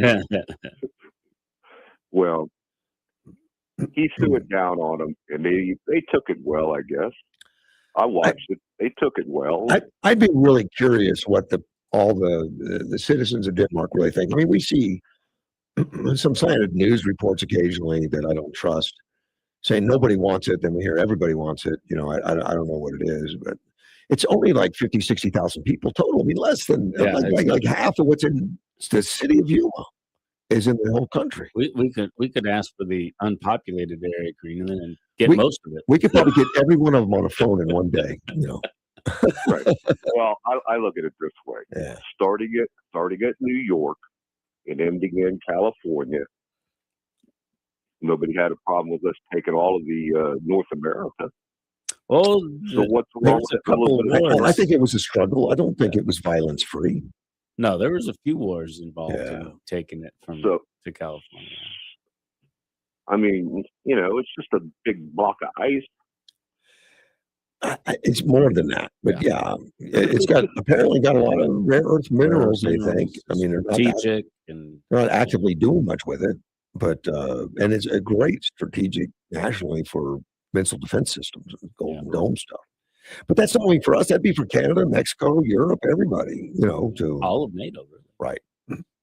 So you would think they would say, "We got to find a way," versus no. They are finding a way. Yeah, I think so. Yeah. I think so. Wow. They need to take it a little bit better, stay on their side of the Atlantic, and let us deal with our side of the Atlantic, because it is in the Western Hemisphere. Yeah, they've done nothing but destroy their side of the Atlantic. You know what I'm saying? Trump was very, very vocal about that at Davos. Well, even at the UN. But even at the world, at the Europe leader. I mean, the Europe leaders not doing the job, man. Well, I think we ought to move the UN to Greenland. That'd be nice. Yeah. Scratch a little bit of ice off there and put the UN up there in Greenland and get it off our continental. But you've got to be able to make sure you label it as a vacation spot so people want to go. free ice in their drink. Free ice. There you go. No, I would say he needs to put his foot down and just tell them like it is. Sorry, man. It's on our side of the Atlantic. It's ours. Well, we still need to live in the world, and we still need to, be able to have good trading partners, good working partners, and all that. But he's being as forceful as anybody would have ever dreamed right now. Beyond what they would dream. Yeah. You ever seen a dog, two dogs in a yard, and one dog wants to show the other one whose territory it is? He just kind of scratch that dirt and grass up in his face. Yeah. Well, let them remember what we did to restore that side of the Atlantic after the Second World War. That has been that's been mentioned. With the Marshall Plan. Yeah, that's been mentioned. With the Marshall Plan. Yeah. And I like the article I read yesterday, and I put some of that on the air, but I didn't realize how much the Europeans lean on us for their own defense, so that they can put more money towards social welfare programs and free medical and stuff. Which, if we took our bases out of Europe, just take them out, they would have to really rearrange their economies. Yeah. Well, I hope he's telling them that we are the economy of this planet right now. Yeah. We are the planet's economy. And if they don't like it, let them deal with Russia. Russia's got nothing. I think Putin's probably got the net worth of most of the European countries in bank accounts. We should sell our bases over there back to the countries, sell the infrastructure and tell them to man it themselves. I mean, we're over there to protect the world. Right. I mean, we're protecting our own interest, apparently, to make sure nothing in the world bad happens. They might get us involved, but at what expense? And now that these countries are back on their feet, it's not 1945 anymore. Why are they shouldering the entire responsibility themselves for their countries? Because they don't have. Wait until they move into the Vatican and build a mosque there. Wait until that happens. No, I'm not going to wait. That's not going to happen. Yeah, I can't. Oh, you don't think so? No, I don't. No. Oh, and I bet you, but it's not going to happen anytime soon enough for you to, pay me off. So. Well, I mean, I'll bet you it doesn't happen this year. I could do that. No, I'll bet you it doesn't happen. I don't know. They build those mosques pretty quick. We built one in Bladensburg, Maryland, and put the domes up in a day. They were prefab domes. They don't have to have a dome, though. I mean, we have a mosque in Yuma. It doesn't have a dome on it, though. Guess that ain't a mosque. Well, I read the sign, man. They're sign. I don't dictate the religious rules, man. I don't do that. I mean, you have to be able to look up and see Allah. I don't know. I don't know how it works. I gotta go, Ted. All right, bye. Bye, Mr. Ted. Winter storms are coming. Catastrophic ones this weekend. To Yuma? Nope. Oh, then I don't care. So you don't care. But it's going to affect 200 million people in the United States. Wow. That's a lot of people who are going to have to get snow shovels. Yeah. I saw an ad the other day about, a good, you need to have this type of snow shovel. I grew up in, Kansas, Wisconsin. We had snow shovels. They were all the same, but apparently people are getting fancy with their snow shovels. I've seen different ones where it's different leverage to pick them up and different stuff. Whatever fits in my neighbor's hand that can do my driveway for me. But we're talking Arctic temperatures now. It's going to be snow and ice and creating long durations of power outages, possibly. But usually that goes hand in hand. Some power poles will fail or transformers fail and stuff. It's going to paralyze travel for days. They're predicting this. And it's going to start Friday. It's going to come up from Southwest, Texas, Oklahoma, New Mexico. It's not going to start in Arizona. It's going to start. Well, as long as we can get to Phoenix on Saturday. But got the meeting. I don't think it's going to affect us. But how does the Arctic come up from the Southwest? I don't know. They're talking like Arctic temperatures. Then it's going to go across south, Tennessee Valley and all that, and reach the mid-Atlantic coast and all that kind of stuff. It's going to affect 35 states. It's extended over 2,000 miles. It already says delivering crippling snow. What I like about stories like this is it reminds us that human beings aren't all that. We're tiny little beings, ants crawling across the earth. When a storm can come in and just blanket the whole country. Yeah, but nature is a force beyond our comprehension. And we're just living in it. Yeah. We're just, we're Which- not that big a deal. it's nice that we have early warning systems. Yeah. So Maryland has already declared state of preparation. State of Texas, Greg Abbott has already called emergency response resources. Oh, all the way down in Texas?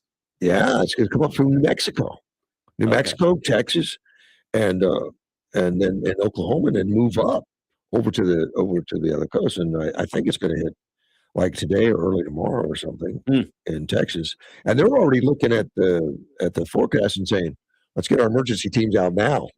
Let's go." That's good. So they see southeast will be Saturday, so it's going to start Friday, but it's going to hit Atlanta, Charlotte, North Carolina, Georgia, Louisiana. I mean, it's going to be a lot of people, so we get to sit and watch it on TV. Yeah. I don't think it's going to be us. When they're doing the weather on the news, that's when I check my phone because I got to check the weather right now. I didn't check it this morning, but I want to know. 58 degrees coming. I don't mean today, but like, oh no, Saturday, Sunday, Monday, we've got same. Yeah. Highs around 70, lows in the 48, 44, 46. Just today's 72, 51. That's why I don't pay attention. It's the same anymore. It's the same. We're not going to get this blast. Yeah. Now Friday's going to be it's going to be 72 and high of 54. I mean, low of 54. Then it'll end up going down to 44 in a couple of days. So no big deal. No. We're not even getting freezing. I like boring weather. Is it? Yeah. Well, I don't know if it's boring in the summertime, but it's hot, but it's consistent. Yeah. It's consistent. We'll be right back. Not me. We'll be right back. AM 560. Temperatures still above normal, 75 for the high today, partly cloudy. Partly cloudy at 51 tonight, 72 and partly cloudy tomorrow, 54 on Friday night. All right, do-it-yourselfer, you've got the idea, and you got your building supplies at Southwest Lumber. That's right. Now, all you need is a bunch of expensive tools to get the job done. Oh, that's right. And just the place to rent them. Southwest Lumber, your home for everything home improvement. Southwest Lumber has half-day to multiple-day rentals available on just about anything you need to finish the job. Rent equipment and tools on Saturday and Sunday. It's free. Stop in today at 1917 South Avenue B in Yuma. Southwest Lumber, ready for everything.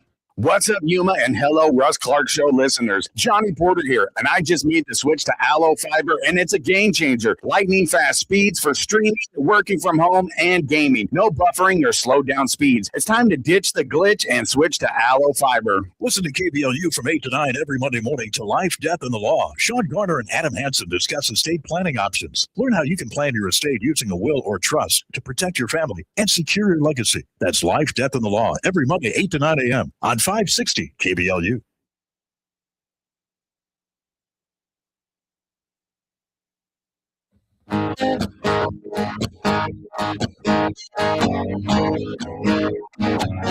There's a man in D.C. He stands 6'3". Hey, I'm 560 KBLU. Russ Clark with you at 7:33 on Thursday morning with Chris here. Yeah, we're halfway through the show already. Wow, I didn't even think of that one. I hate that. There's so much more to do. U.S. is going to exit the World Health Organization. I don't know if you know, but in the World Health Organization, we're in it. In fact, what does that even mean? Pardon? What does that even mean? Well, I guess we contribute a lot of money to the World Health Organization. It's a separate organization a lot of countries belong to. That who? Countries. World Health Organization. Huh? World yeah, who? Who? Okay, yeah, who? That's right. Part of the United Nations type stuff, but it's just one of many. I think there's like 60 or something that Trump is just like, nope. Because some of them are, silly. Why are we in it in the first place? All right. And I'm agreeing with the WHO, getting out of it. after the COVID thing, they were just complicit as anybody on lying to us. I didn't appreciate it. Same with our own CDC. Right. They wouldn't tell the truth. They're afraid of China. Like, we can't say it's a Wuhan flu. That's racist. No, it's a destination from where it originated, like Ebola or something. They talk about the country or the area. All right. So we're getting out of it. Now, Trump tried to get out of it in 2020. He started doing it, started extraditing himself or the country from it. Joe Biden turned that around. Said, no, we need the WHO. Okay. So we're back in it. But on Thursday will be the official day. That's today. Official day.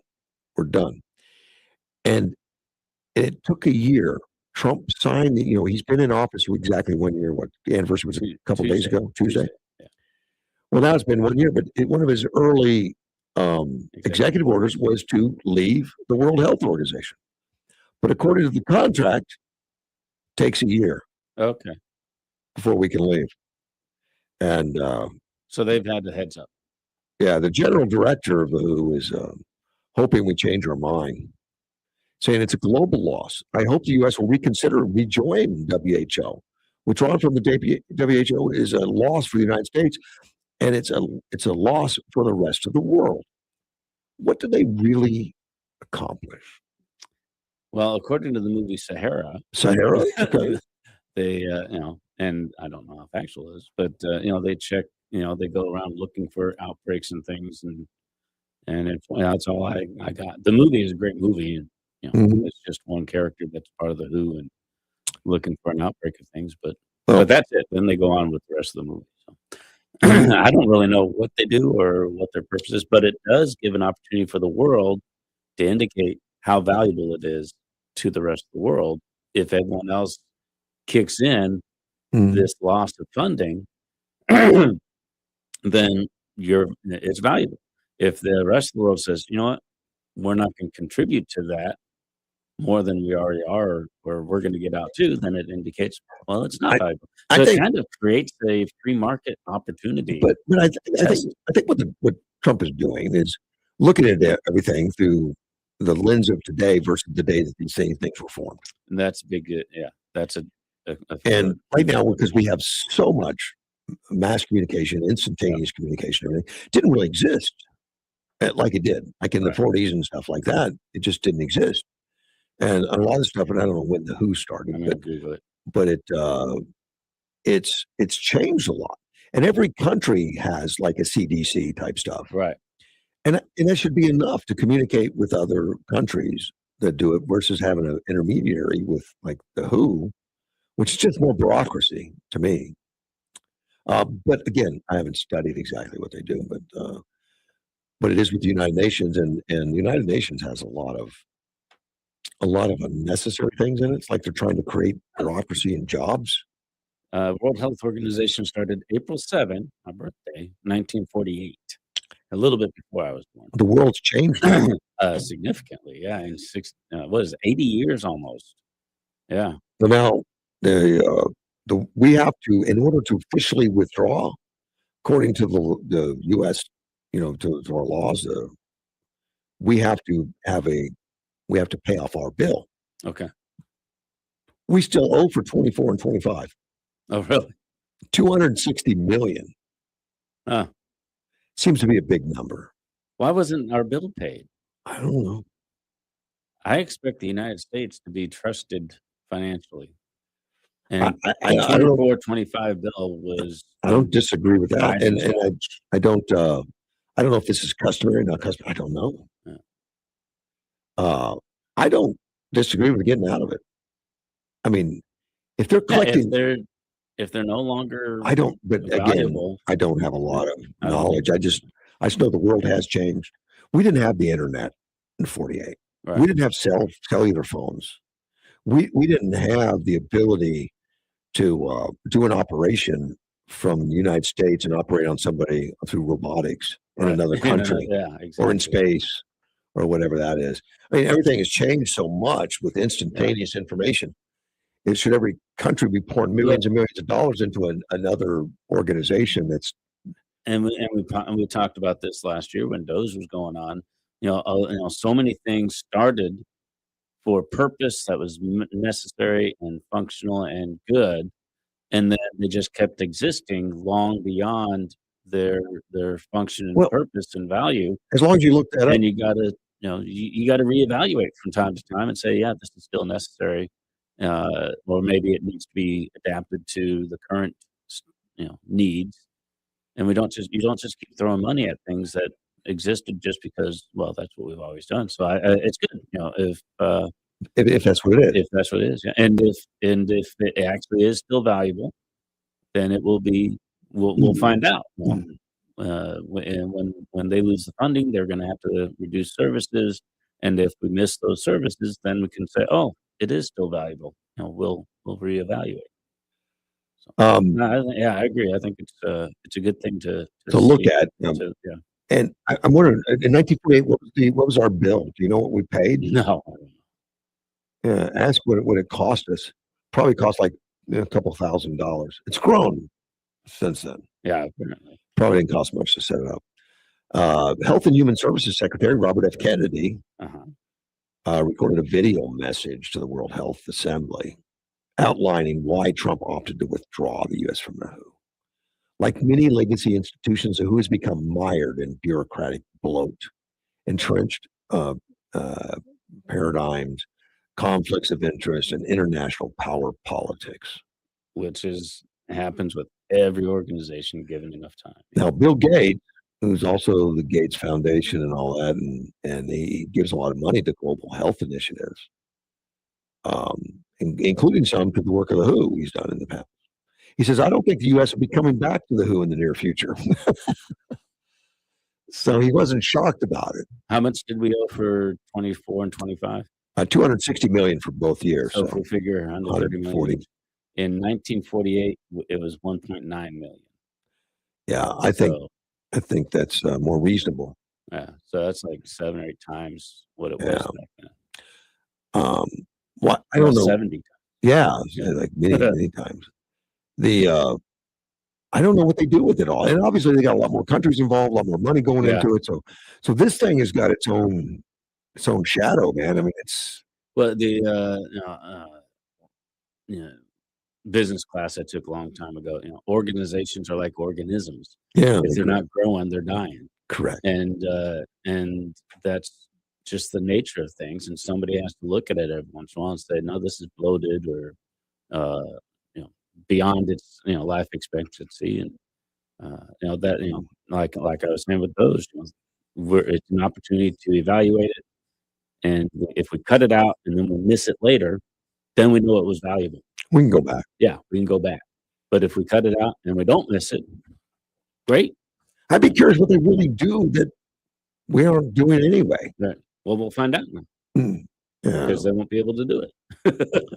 But with the communication stuff that we have in place with everyone else, I mean, in 1948, we weren't probably communicating much with other countries on. I think the biggest value might be, again, thinking of that movie, is countries will let members of the World Health Organization in to investigate things, right?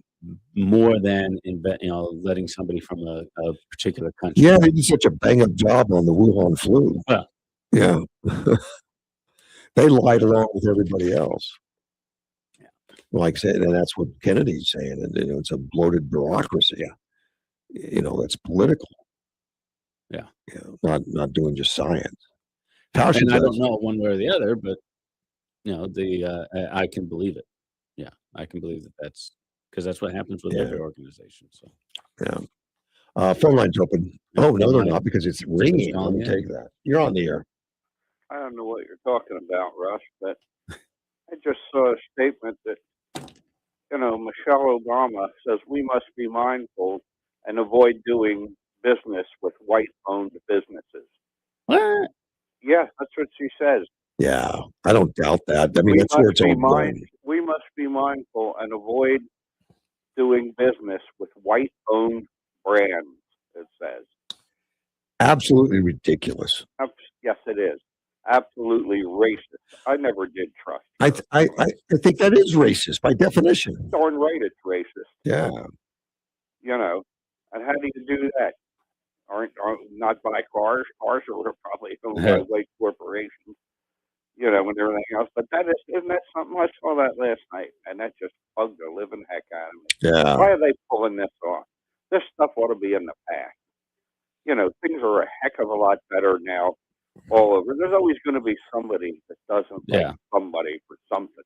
This racial thing has been growing since Obama got in. Absolutely. I mean, he's stoked the fire of separatism and racism and yelling racist, and it's just growing like crazy amongst groups, some groups, not all, but some groups, and particularly in the left on the Democrat side.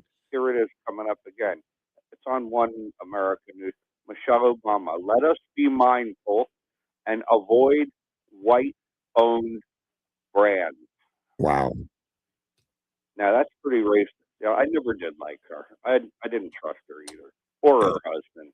Yeah. I said before on your show years ago that he was the biggest mistake this country ever made was to make him president. I did hear people say they voted for Obama because we had to have a black president, and even Republicans. Oh yeah, you're absolutely correct. Yeah. And I said that's not why I vote for somebody. I don't care if he's black, white. Yeah. It depends on what their policies are and how they are. My understanding is the Southern Law Poverty Center says that if you say you don't care about race, then you're racist. Yeah. Yeah. They always do that. That's all those people live for, and they're the biggest racists of all. I think so.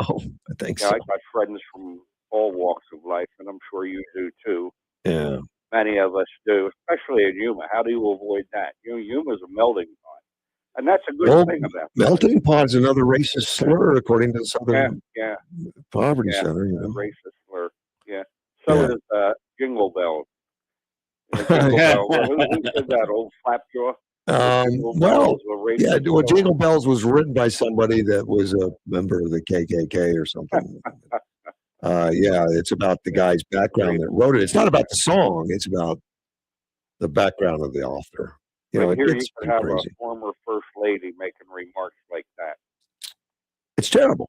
It's terrible. It is terrible. But it's getting worse everywhere in all venues. And look what Newsom's doing in Davos right now. I mean, it's just insane. The governor of California is running over to Davos to tell the European leaders don't listen to Trump. Well, he's running for president. He's got to go. Him? Yeah. He's got to go. Pritzker's got to go. The creeps up in Minnesota, that whole state's got to go, in my opinion, or most of it. What's going on there? That's a horrible place. And of course, that Mandami in New York. Yeah. We got some pretty evil anti-American people in this country. Look, voters get what they get. Voters voted in. You got to live with it, and you're right. It's evil and it's terrible. But that Newsom, he's the son of Satan. I've said that before. I saw some clips of him. He looked drunk up there at Davos. He looked like he was a little bit looped. He looked like, Kamala Harris, Oh, she just bought an $8 million home in Malibu. You see that? No. She just bought an $8 million home right on the coast in Malibu. Well, maybe now they'll get permits and start building again. They say they drove the price down, right? Yeah, these people are such hypocrites. You know what else irritates me too? I see plenty of good Americans working and this and that can't afford a lot of things. Like, let's say health insurance for their children and this and that. Sure. And they're out there working, yet all this crap with these Somalians in Minnesota and God knows where else. And they're getting this and that, driving around in Lamborghinis and everything. Yeah. Who in the heck wanted them to come here anyway? And I'm going to tell you right now, I don't really care for that country. I don't. I don't mind Egypt. I don't mind Arabia. Okay. I don't mind Israel. Yeah. I do not care for Somalia. They're evil people down there. They're the ones that had the pirates going out into the Indian Ocean attacking ships. They even attacked an American ship. Well, they're here now because it's more lucrative in Minneapolis than it is out in the ocean. They're not. That mayor of Minneapolis, that Frey or whatever. Yeah, he's kind of a nut. Sick boy.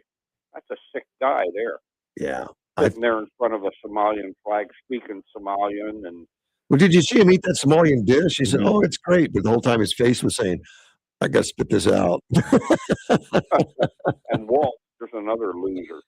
Tampon Tim, he's a joke. What a bunch of sick people. He's a And I knucklehead. cannot understand why anybody would want to, support that type of stuff when they are just, ripping the country off, and whoever's behind all this stuff is doing a good job trying to destroy us, aren't they?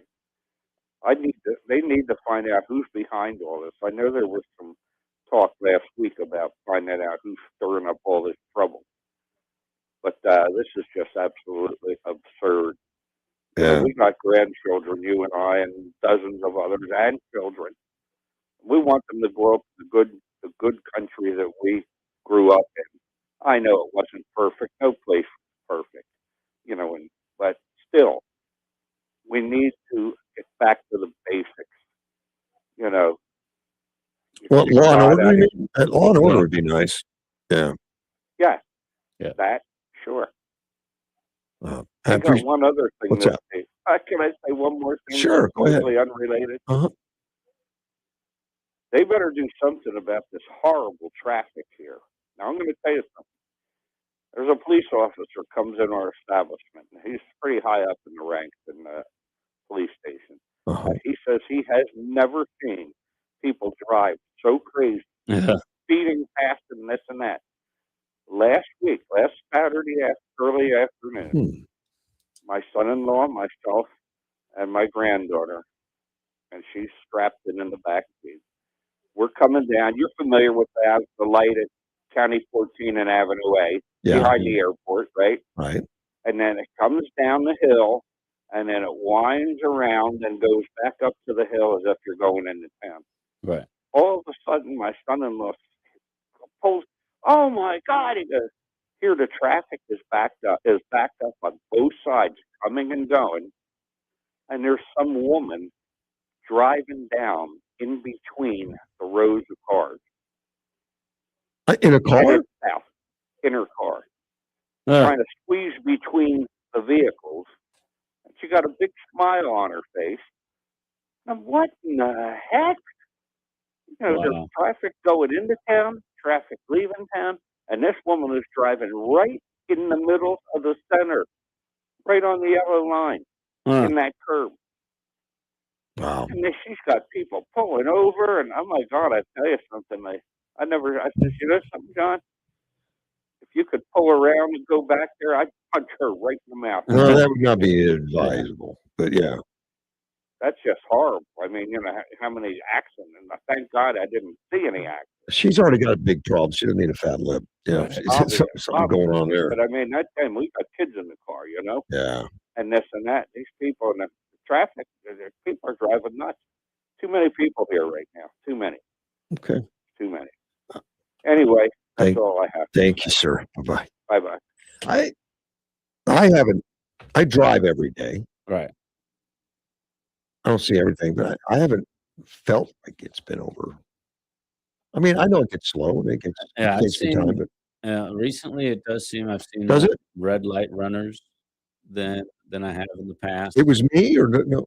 Not you. Okay, good. No, I don't not want to this be done. time. I don't want to be noted for that. I have my name on the side of my car. Right. You know. There was more traffic than usual coming in at 5:30 this morning. Really? Yeah. I was. See, I'm at 4 in the morning. I don't There's see nobody any- around. I don't see anybody. But yeah, I took notice of that. I was like, wow, there's more traffic than usual this morning. But especially where I live, there's a one road everyone has to get onto, frontage road, and during the winter, you could be there for a little bit, waiting for an opportunity to get on because it's heavy traffic. But during the summer, all the snowbirds have gone home, so it's a lot easier. I guess I haven't noticed. Fernando calls me quite a bit out of Somerton, talking about rude driving and crazy drivers, and he wants more police officers to start arresting these people. Well, there's a He said, careful what you ask for, Fernando. I'm going to give you your license. Yeah, look at you. There's a Facebook thing that has crazy drivers in Yuma or something like that. Oh, really? Yeah, and people post videos and pictures. That big rock at Wendy's out in the foothills was a celebrity on it for a while. People getting their cars cut up on it. But yeah, they'll post videos of these just ridiculous decisions people are I making. mean, I guess we all see them. I've seen some bad drivers. Yeah.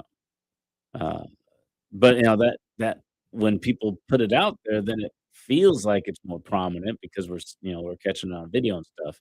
Uh-huh. But I do feel like there's more red light runners, but I haven't seen much else going on. Yeah. I guess so. There's so many cameras in cars. I put a camera in my car. Oh yeah. Yeah, front and back camera, but just that it's constantly recording in case somebody runs into me or something like that. I got a record of what's happening. So much of that's gone. I mean, it's out there anymore. I mean, I think police officers now know there's like Teslas out there that notorious. Yeah, they record everything. Have great recordings, and that they can hand a thumb drive to a cop and say, "Yeah, I saw the whole thing. It's right here on video." Yep.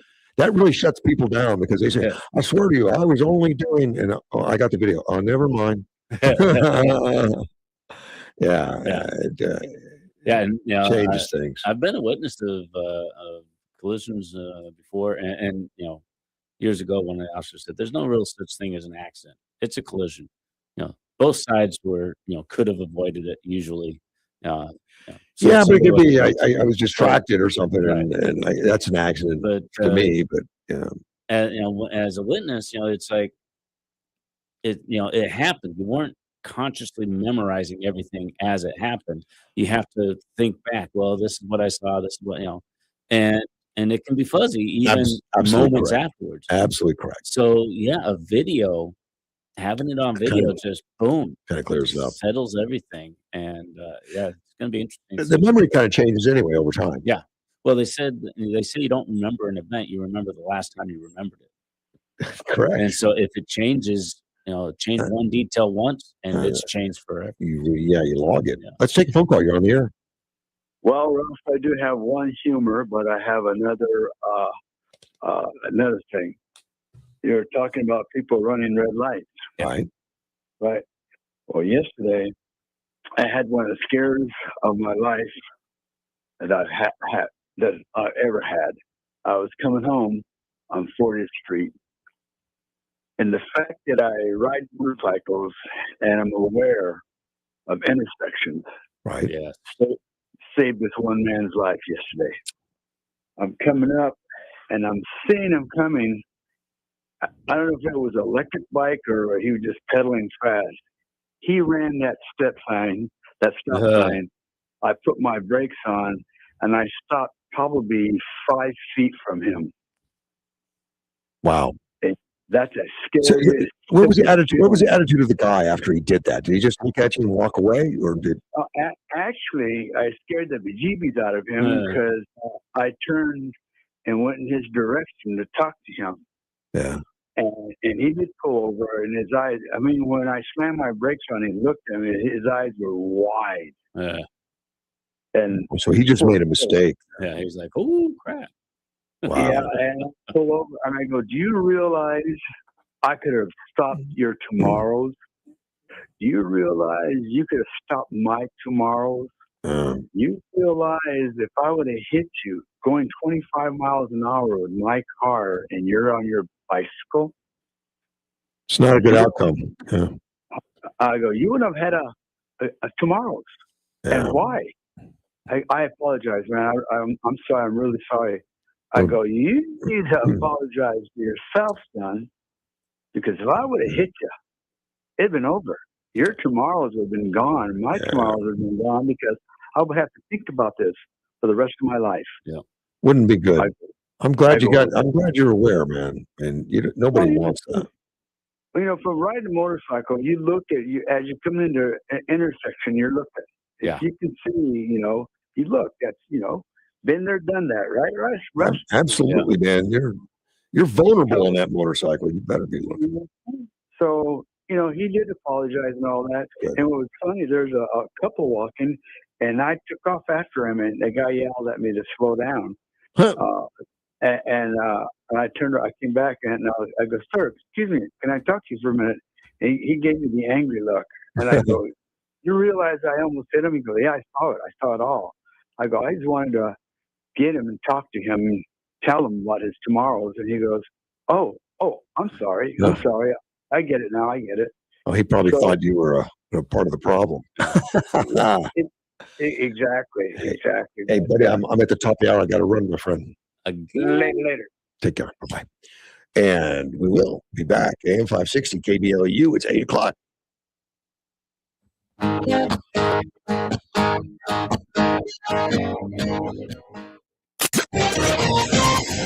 This is News Talk 560 KBLU, Yuma.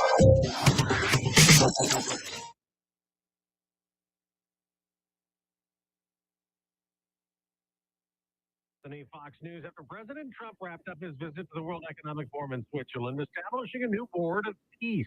We're committed to ensuring Gaza is demilitarized, properly governed, and beautifully rebuilt. He's chairman of the board that some U.S. allies don't want to be part of. The president says they'll expand their scope globally, working with the United Nations, though he's critical of the UN as we help him stop wars.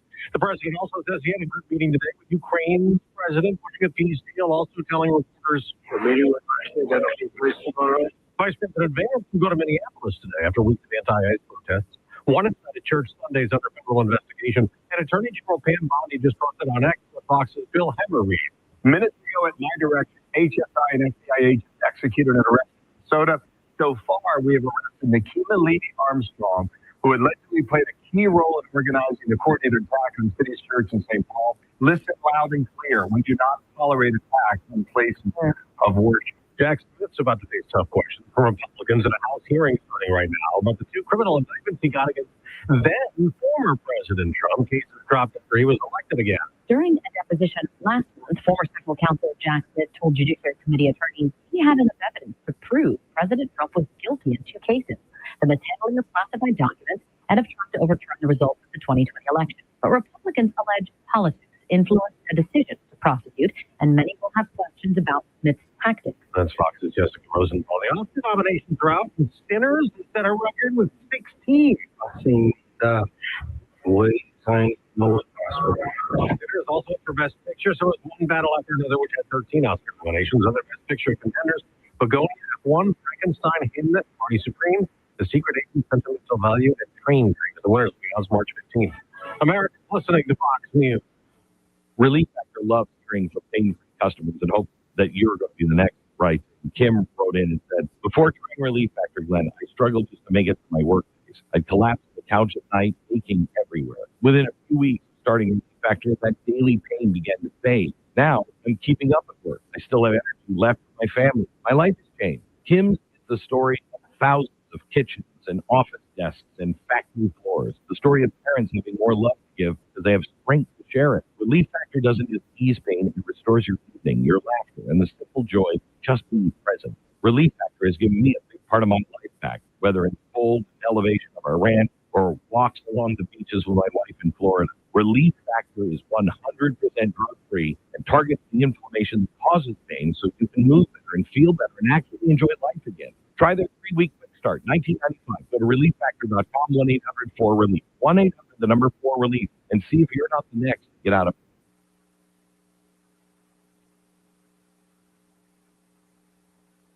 From the Digital Information Desk, I'm Julie Aguilera. A new bank has officially opened its stores in Yuma. Local leaders and 1AZ Credit Union employees gathered to celebrate the grand opening of the bank's new branch. The Burbank having followed 1AZ's acquisition of First Bank Yuma in November of 2025. With the new branch, 1AZ is bringing expanded banking services to Yuma and pledging its commitment to the community. Plus, if you've been in need to get rid of some extra clutter in your house, listen up. The City of Yuma Public Works Department is starting their annual neighborhood cleanup program next week on Monday, January 26th.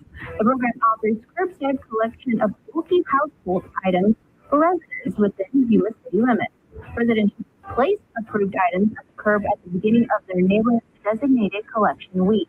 The program runs from late January to early April, with it divided into 10 designated areas. Catch us on TV side on News 11 every weekday at 5, 6, and 10 p.m. for latest local news, weather, and sports.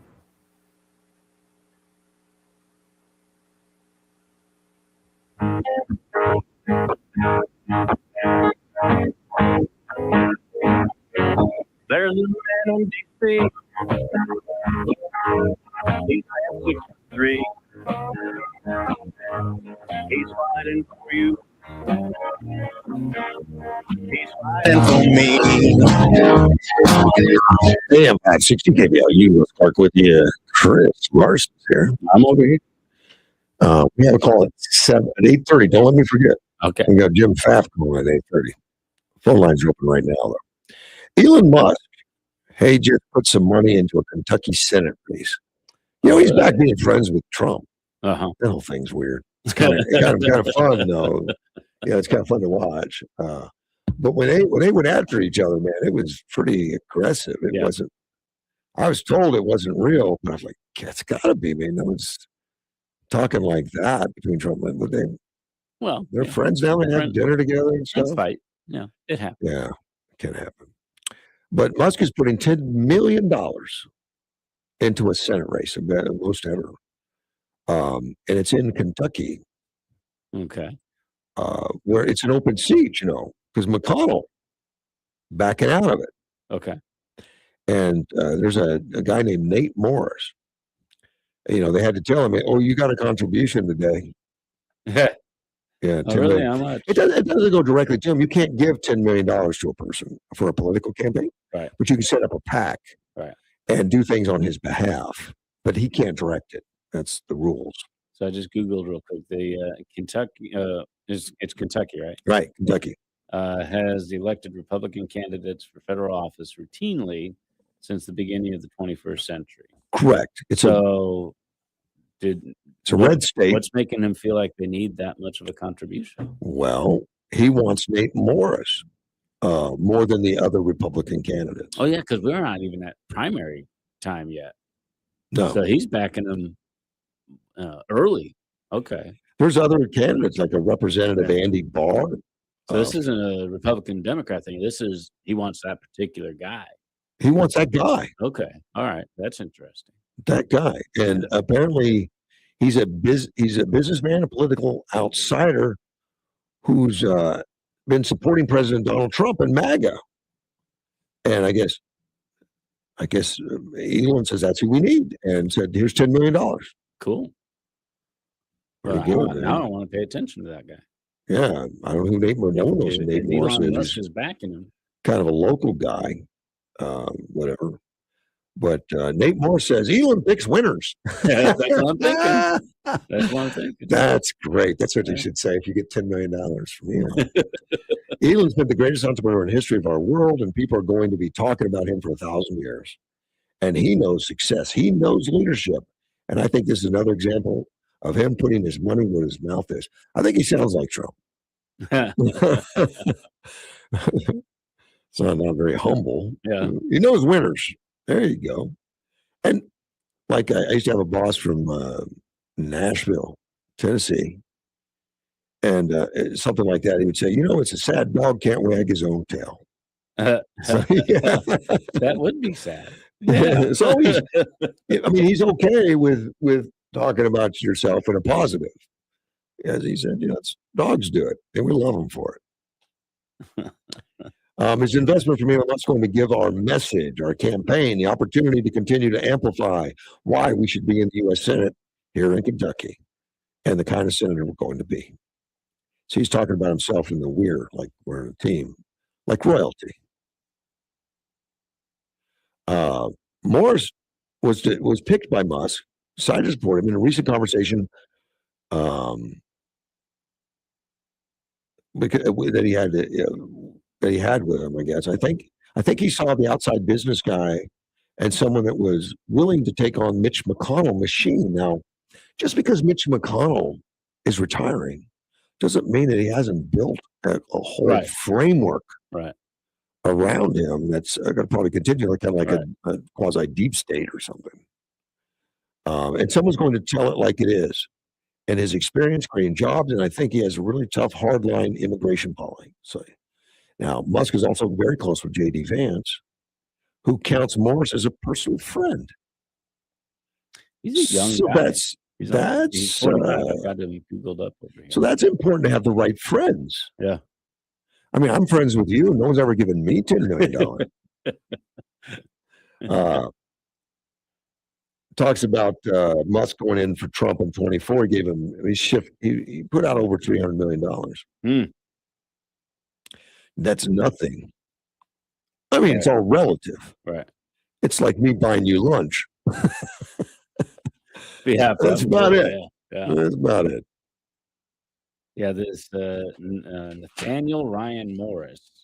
He's a young guy, 45 years old. Is he? Okay, that's what we need. Some young. Maybe we should have two of them to match McConnell's experience. Was McConnell in his 80s? Was he in his 80s? I think Chairman, CEO of a Kentucky-based company, subsidiaries Republic Financial, founded Waste Management, Rubicon Technologies.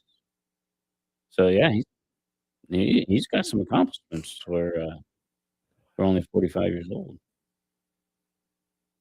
Now Morris is putting himself in there, and it was a two-man race. It was between Andy Barr and Daniel Cameron. But now that Morris has got this money, kind of opens up that two-way race. Yeah. How would you feel if you were another Republican like Andy Barr or something, a representative or a former attorney general, Daniel Cameron, and then this businessman comes along and someone hands him $10 million? Yeah, and somebody not even in that state is that's true. That true. That raises some questions, some campaign finance questions. There's eight. Valid. Yeah, well, it's legal because it doesn't go to him. It's right. I mean, you can spend your money anywhere you want. Yeah, but should somebody from another state be able to have that much influence on a senator race? Is because we have the same problem here. We have so many people from out of state backing all these Democrats. We have the same problem. Here we have a Republican doing it. It's the same problem, I think. I understand what you're saying about a problem. Yeah. I don't think we should ever try to curtail it. Right. I agree. I don't think we should do that. There's going to be the occasion where, one person is heavily influencing one race. But for the most part, I'd rather have it not. I'd rather not restrict people's opportunity. What we should do is take the politics out of NGOs and say none of them can ever give a contribution. If you're an NGO that's paid, that gets federal grants. Well, yeah, and the unions have the same problem. You're forced to be part of a union, but then you have to pay somewhere. Votes, somebody that you're opposed to. Organizations donating to political campaigns is a dicey area. Individuals. I worry about the tax dollars, though. I mean, a lot of these NGOs were formulated to collect these tax dollars and then support Democrat candidates. Well, they're usually formulated for a good purpose. No. But now... I mean, there have been some that have been formulated, put together for good purpose. Usually. Yeah. But not anymore. Right. I mean, a lot of these NGOs are 100% fraud in Minnesota, as we're finding out. And they started that way, and they're still that way. Well, that's because the ones that were started with good purpose were corrupted, and then other people said, "Hey, that's cool. We'll just create one, corrupted from the beginning." According to Jim Pfaff, who's done the research on it, it really started to spool up and escalate during Obama, where NGOs became a pawn of the party. I can believe that because you didn't really hear. He was a community organizer. Yeah, Yeah, I can believe that. Director Patel says, warning elected officials, no one's exempt from federal scrutiny. That's true. Didn't they say that a lot during Trump when nobody's above the law, nobody's above the law, nobody's above the law? The Democrats aren't saying that right now. Why are you investigating me? Yeah. Yeah, it's outrageous. You're trying to intimidate me. It's outrageous. And my theory is investigate me. Go ahead, because then you'll just prove I got nothing going on. Well, be careful of that. There's some investigations that they could twist something like they did with Donald Trump. Yeah. Yeah. But then they got to prove it. Yeah, but I don't have the $500,000 a month in attorneys to pay, to protect yourself. And that's outrageous, but that's reality for these guys fighting the federal government. The federal government's got more money than they know what to do with. They got unlimited cash. Jack Smith could spend anything he wanted to. But not, individuals have to come up with their own cash. And sometimes they can just destroy you just the weight of it all. The weight of the accusation alone can be right. But then the weight of having to defend yourself. Yep.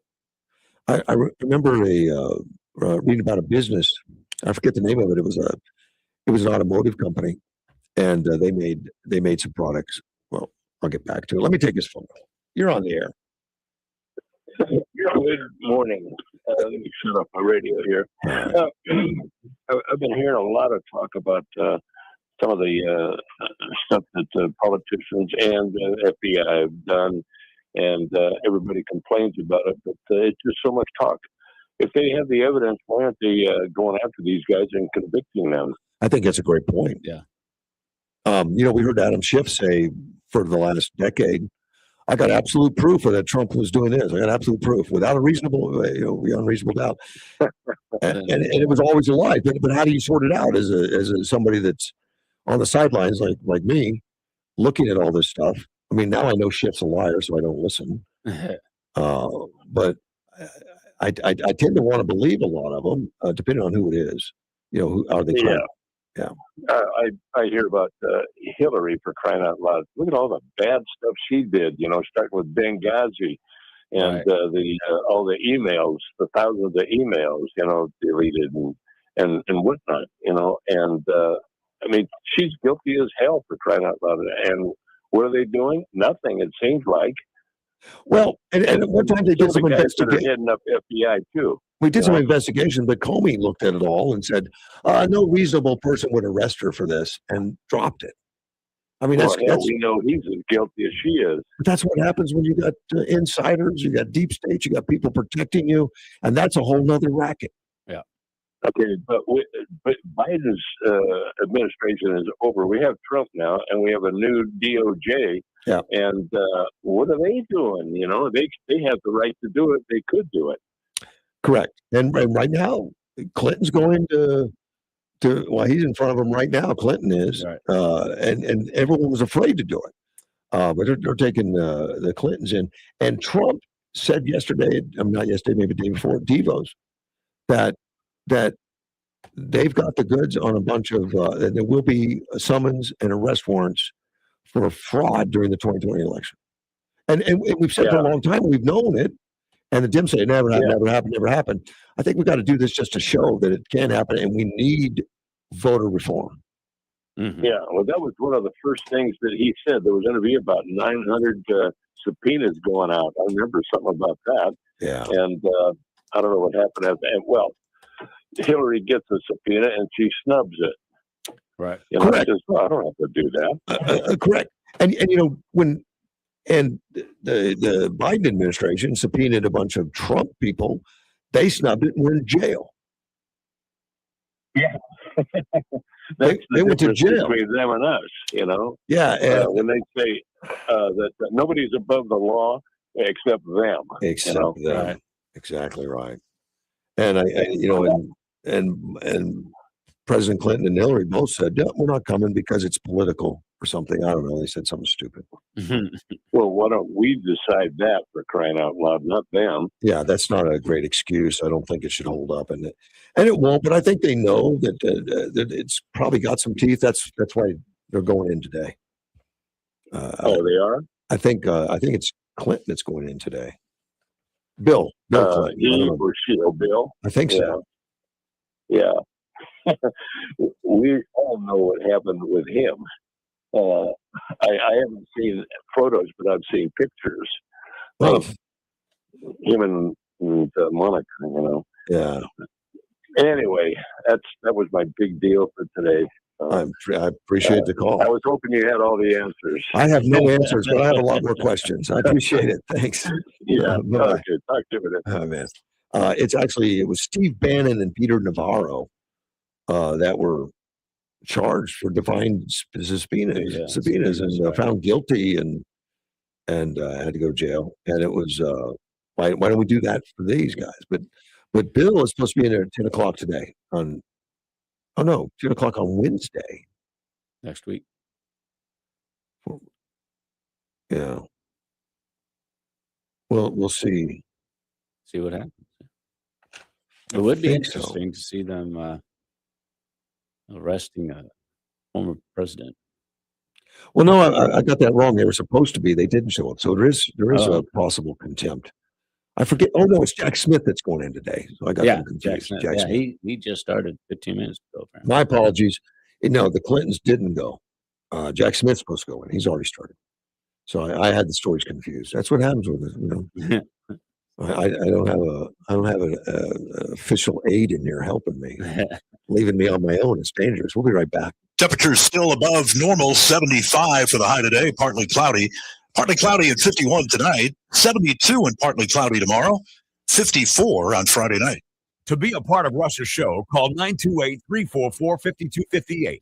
That's 928-344-5258. Are you living with dry AMD? If so, you could be on the road to geographic atrophy, or GA, a condition that leads to retinal cell death and permanent vision loss. But with Izervay, you can slow it down, get it going slower. Izervay slows GA progression by targeting a key source of retinal cell death, which may help preserve your vision longer. Izervay, or Avastin captive pagel, is a prescription eye injection used to treat GA. Don't take it if you have an infection or active swelling in or around your eye. Izervay can cause eye infection, retinal detachment, or increased risk of wet AMD. Izervay may temporarily increase eye pressure. Your vision may be impaired after an eye injection or exam. Don't delay. Ask your doctor about Izervay today. Izervay gets GA going slower. Visit Izervay.com. That's IZERVAY.com. Paid for by Astellas Pharma. Truckmates, Yuma's Fix Up Your Pickup Truck Store is Yuma's home for snug top shells and lids. Snug top, designed and manufactured to the highest standard. Industry-leading quality and trend-setting design to protect and complement your vehicle. That's Snug Top. Truckmates is also the home of Expert Spray and Bed Liners, spraying mil-spec protective coatings, committed to unwavering excellent and unparalleled customer service. Expert Liners, with available national warranty coverage and installed by Yuma's most experienced spray-on team at Truckmates. Truckmates is also the home for BDS suspensions, the highest quality aftermarket suspension lift kits, leveling kits, and accessories for 4x4 off-road trucks and Jeep enthusiasts. And don't forget 3M window tinting, the originators of window tinting with nationwide lifetime warranty at Truckmates. That's Expert Spray and Bed Liners, BDS suspensions, 3M window tinting, and Snug Top, all at Truckmates, 32nd Street, next to Lowe's.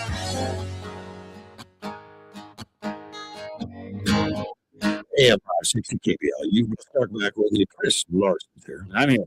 I got a few minutes before Jim Taft calls in from Conservative Union, so the whole phones are on hold. Conservative Caucus. Conservative Caucus. What did I say? Union.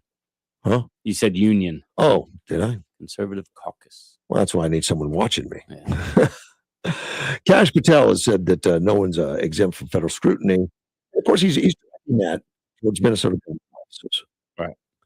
Because we've got a lot of things that are really coming to light now that are disturbing. Yeah, a lot of fraud that's disturbing. So he just Tuesday sent grand jury subpoenas to 5 Minnesota government offices. And he says no one elected, private citizen or otherwise, gets to impede and obstruct a law enforcement investigation. No one. I don't know what he's seeing, but I get the impression that they think the fraud that happened in Minnesota wasn't due to lack of government offices giving oversight. It was them probably participating or helping. At the very least complacent. Because so many things are obvious. Yeah. I remember early on, like the first days of the Nick Shirley that put that video out. Right. A government official was saying, well, it can't be happening because we inspect those unannounced every 6 months. Well, I would like to keep that tape and ask that lady who's doing the inspections. I want to talk to those people. Where are the reports? Because some of them, so obvious, they didn't have a playground. Right. Some of them didn't have furniture. They didn't have anybody going around the building for who knows how long. Neighbors say that I've never seen a kid go in there meeting. And yet they're checking them every 6 months. What did they see in their I'd like to see their notes from their visit, what they saw. Yeah, and if they were, they say unannounced, so that would be hard to prepare for. But maybe that's what the investigation is for, is to find out, were these people so good at scamming that they pulled one over on the government? That seems impossible. Yeah, that's hard to believe. Were they actually doing the inspections? So were they just saying the policy is to do the inspection, but we didn't get around to it? That's that could be part of the investigation. There's so many different ways this could have happened. I really hope it wasn't somebody actively participating. But when the numbers go from nearly It's not nothing good to billions of dollars, Exactly, yeah. and nobody thought like, wow, what's going on? Well, that's what Kimberly Yee on was it last week? No, Tuesday. He was saying, they got that request for advanced funds for some school district, $3 million, and she's like, "Whoa, let me see your books." Yeah, what's that about? And other people were just like, "Oh yeah, okay, sign off," because the school district needs money, we give them money, and she's like, "No, hang on a second, what happened there?" And she did some investigating, and turns out they had nobody watching their finances. Yeah. And they didn't know what they were doing. And she was able to get them together and work on it and figure things out. They didn't they had a surplus that she said. They did have a surplus. They Also, didn't need the money. And that's the kind of thing that the government should be doing is seeing a red flag and acting on it. she also found some fraud, remember? In that case, I didn't hear. I think it was that one, maybe not. Maybe it was a different, but transportation the district. transportation was a different district, yeah. And all of a sudden the gasoline usage was way up. The prices, the bills were way up. So they looked at it, and of course they have cameras and everything, and they saw that the employees were filling up personal cars. Right. That'll make your bill go up. Yep. Yeah. So, that's the kind of thing the government should be doing. And if they're not, but that means there was this, by the time it got to her, it shouldn't have gotten to her because there were people before her that should have said, no, this is wrong. So I don't think that they were participating, certainly. And I don't think they were complacent. I think they were just ineffective. They were just not doing their job at the level that they should be doing it. This the lady that was doing the talking in Minnesota could be any of that. Anywhere from just not doing the job to actively participating. It was an elected official that was relating the story. Well, it can't be because I think maybe she was naive and didn't know. And that could very well be the case. I mean, she was probably being told by her bureaucracy, we checked them all out. Yeah. And that's why we need investigations to actively. And something this major. I mean, this is not a small thing. This would be one of the biggest because we haven't looked anywhere else yet. We need to go to California and look. Well, exactly. Yeah. It's not just Minnesota, I'm sure. Yeah. Because people talk, hey, I got this great scheme going here in Minnesota. Oh, I'm going to try that over here and over there. Yeah. I'm sure it's happening elsewhere. Kash Patel in Minnesota, they subpoenaed Governor Tim Walz and the mayor Jacob Frey. That's I haven't heard a lot from them. Well, what I have heard have been carefully worded, especially from Walz. Carefully worded. He didn't say anything wrong, illegal, anything that he could be attacked for. But you can tell, because he was saying, we're going to be peaceful and we're not going to do, we're not going to escalate, yada, yada, yada. But you can tell he's telling people interfere. Maybe be careful with the way you interfere, but interfere. He's not telling people don't interfere. He's telling people be careful with the way you interfere. Let's take a phone call. You're on the air. Oh, hey, it's Jim Paff. Jim, good morning, sir. How are you? Hey. I'm well. I thought I was calling early. Oh, you are, but I answer online. I don't have a staff, Jim. It's just me, man. But well, there are two of you. No, and I always appreciate both of y'all. yeah, oh yeah. Well, Chris is a guest host. He just helps out once a week. But the Jim Pfaff of the conservative caucus. The conservative caucus. The conservative caucus. I almost said union. This is caucus. You're not a union and all that stuff. But no, I appreciate we don't stand for unions in the way that they were thought to be put together under the FDR administration. That's for sure. That's good. Since I have you limited time, I want to get right to it and talk about Greenland now. And a question I have, I've seen the escalation from Trump and not backing down. I thought it was a ploy like, the art of the deal. We ask for more than he knows he can get, and then be satisfied when they give him what he wants. But I think he's serious about the U.S. territory thing now. It's gone on so long, and he's pushed so hard. And my question to you is that the case? Do you think? And how necessary is it for our security? Well, the art of the deal isn't only backing into what you can get; it's pushing for what you'd like to have in the best case scenario. So I don't think we can rightly say that all that's happened here is that he's hoping to get back to anything less. Frankly, notwithstanding the fact that, when we have territories and this sort of thing that like Puerto Rico, where you've got an abundance of people on welfare, for example. Right. I mean, it's not like you want to build up a system where you're throwing money down a drain into some protectorate. But there's something much more about Greenland that is very, very important. There is no doubt that the potential threats around the world that come from other players, particularly Russia and China, are real. I mean, I've argued pretty consistently that we need to stay out of a Cold War footing because Russia is not today what it was under the Soviet Union. Right. And that's a very real thing. It does not mean, though, while saying that there is no potential threat. There's always a potential threat. I mean, you've got an expeditionary force from Russia that has been out to try to take over Ukraine.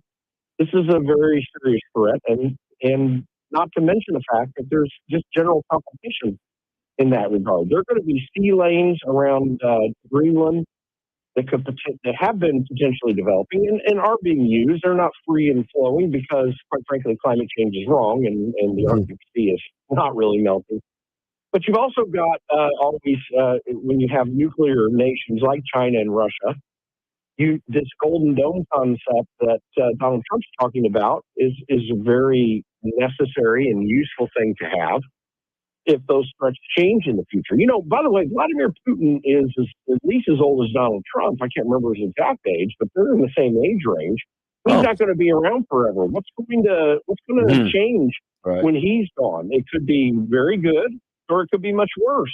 And China is a very real threat, and they do have ambitions in that area of the globe. And lastly, Greenland is really part of North America. It's not part of Europe. And there's a very good reason to get to that. So, and we have a tradition of having controlled and frankly owned Greenland. We gave it back after World War II. So I think that this is a smart strategic move. I think it's an important strategic move. And I'm all for, just in general, the reemergence of something along the lines of the Monroe Doctrine that makes it very real to me. In our region of the world, we're not going to have other countries operating. And so Donald Trump's doing the right thing here. He is probably going to get pretty close to what he wants. And that's what I want too. A lot of, pushback from all over. It kind of took people by surprise probably. But Europe particularly, to where he got harsh with them and said, which he's backed off on the tariff thing because of Greenland. But still, he was getting condemnation from a lot of people and all that. And is that even important at this point? I think it's very important, and not just for Greenland, the issue of Greenland. The European Union is going off the rails.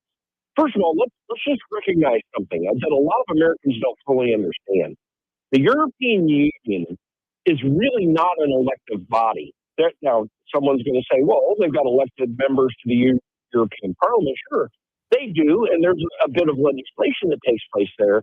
But the functioning operation of the European Union take place outside of the elective process. The people who undertake whatever executive powers exist there do so without any responsibility to the European Parliament at all. And you go beyond that and recognize, even though the UK is not part of the European Union, you see the censorship that's going on in the UK that is also taking place on the continent. And this is a serious issue as well. The European Union is failing right now. Yeah. Its gross domestic product is gone down by half what it was. When we all thought that the EU with more population was going to be our greatest competitor in economic output. And it's just not been the case. Why? Because they're overregulated. They are transitioning their population from a European population, frankly, in large part to a Muslim population. And it's changing the character and outlook of that entire region. And then, NATO still relies on us, even though Donald Trump's done a good job to making them participate. Mark Rudd, the Secretary General of NATO, and a friend of Donald Trump's, recently made the case. Europe can't defend itself right now, even still. No. So to get entangled in a region of the world that is becoming increasingly opposed to what we stand for in the United States is something that has to be taken on.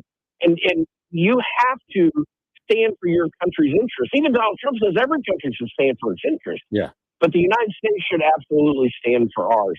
So there's more to it than just the Greenland thing. The reason it got into what seemed like a growing conflagration between Europe and the United States, it has its foundation not just in the Greenland thing. That's a symptom of a much bigger situation developing between us and Europe for some time. And part of the concern, though, is the upcoming election here. If Trump looks like he's distracted on all these other things, and that's come up.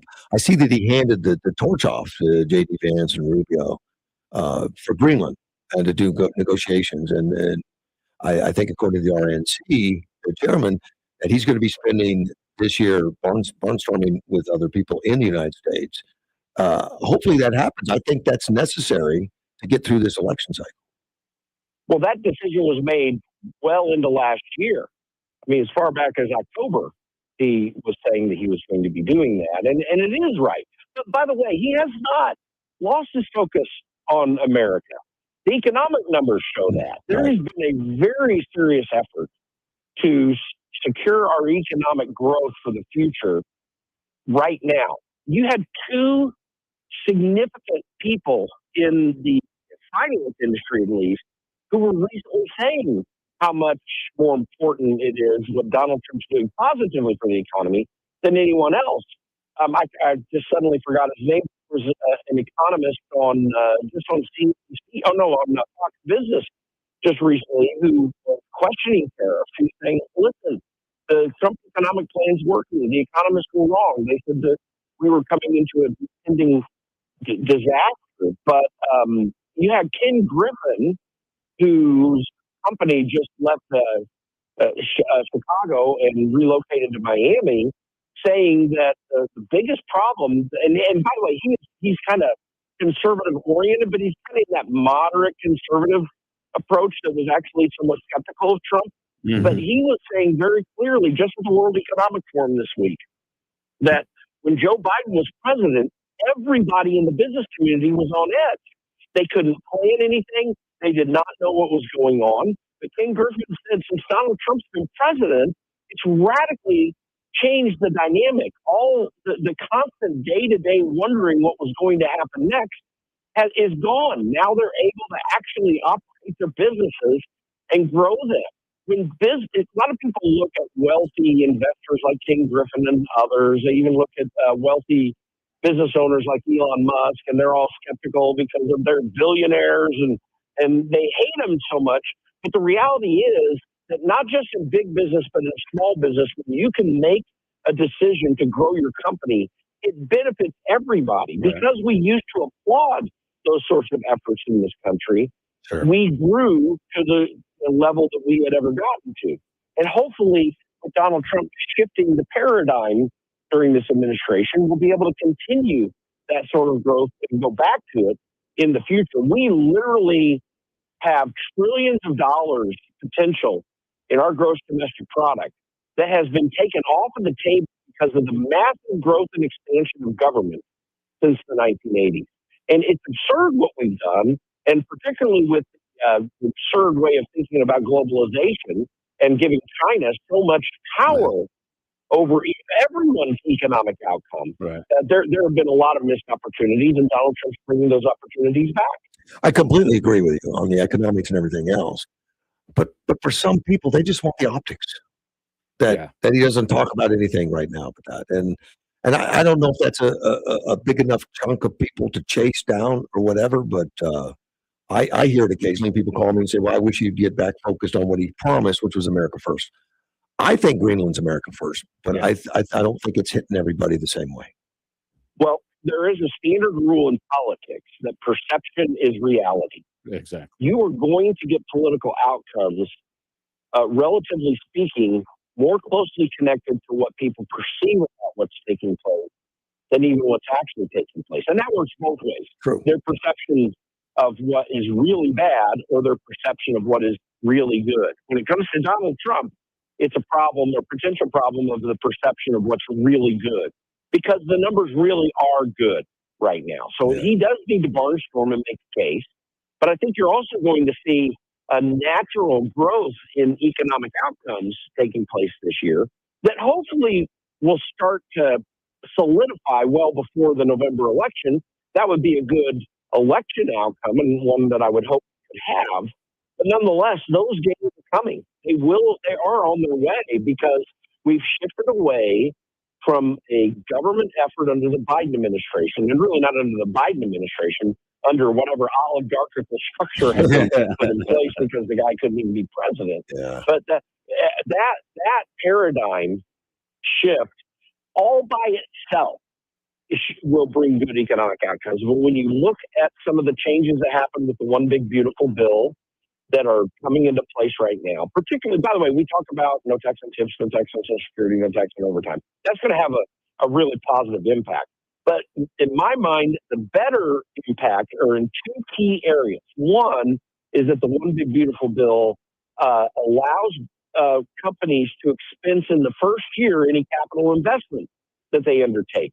Capital investment, smartly placed, brings growth. Yeah. You're going to see that sort of growth happening. And combined with Donald Trump's negotiation with companies to do investments in the United States, which will take more time than this year to fully come into place, that's one aspect that is very positive for our economic outcome. But the second one is that we are back again, and King Griffin pointed to this too, we are back again on a massive track of the reductions in regulations. Donald Trump's administration, again, is removing regulation in a way that is allowing businesses to function. When you've got a guy like King Griffin who can be skeptical even of conservatives generally saying that is having a positive impact, you know that it's having a positive impact. I always make the argument, and I probably have made it on your show before, that the Reagan Revolution certainly was benefited by the Reagan tax cuts. There's no doubt that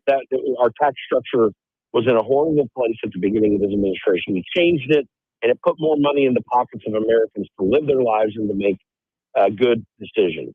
But the real key factor of the growth in the Reagan Revolution was a massive reduction in regulation. When he went into office, there were 25,000 pages in the Code of Federal Regulations. He cut that in half during his time.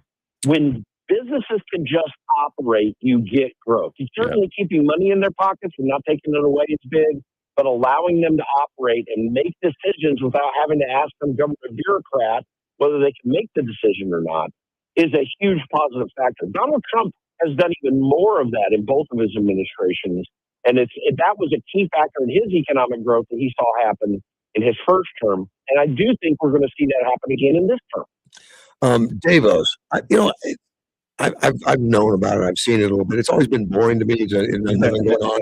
It's totally changed. I can't. I mean, I know there was anticipation when Trump walked in the room, but it's like he owned the whole thing. And whether that's good or bad, I mean, it depends on the perspective. I mean, but there were so many people that spoke negatively or positively about him. We have the governor of California who gets there and makes a fool of himself, speaking against the president's foreign policy on foreign soil.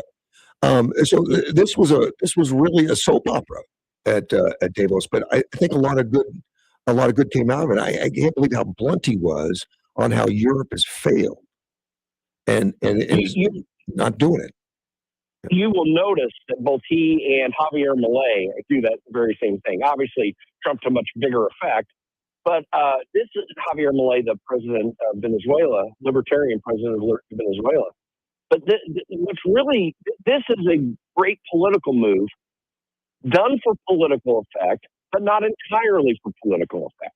What Donald Trump has done, and everyone representing his administration in Davos, Scott Bessent and others, has done, is they went over to Davos and they've totally shut down the rabid, centralized socialist claptrap that is the typical fare of that meeting every year.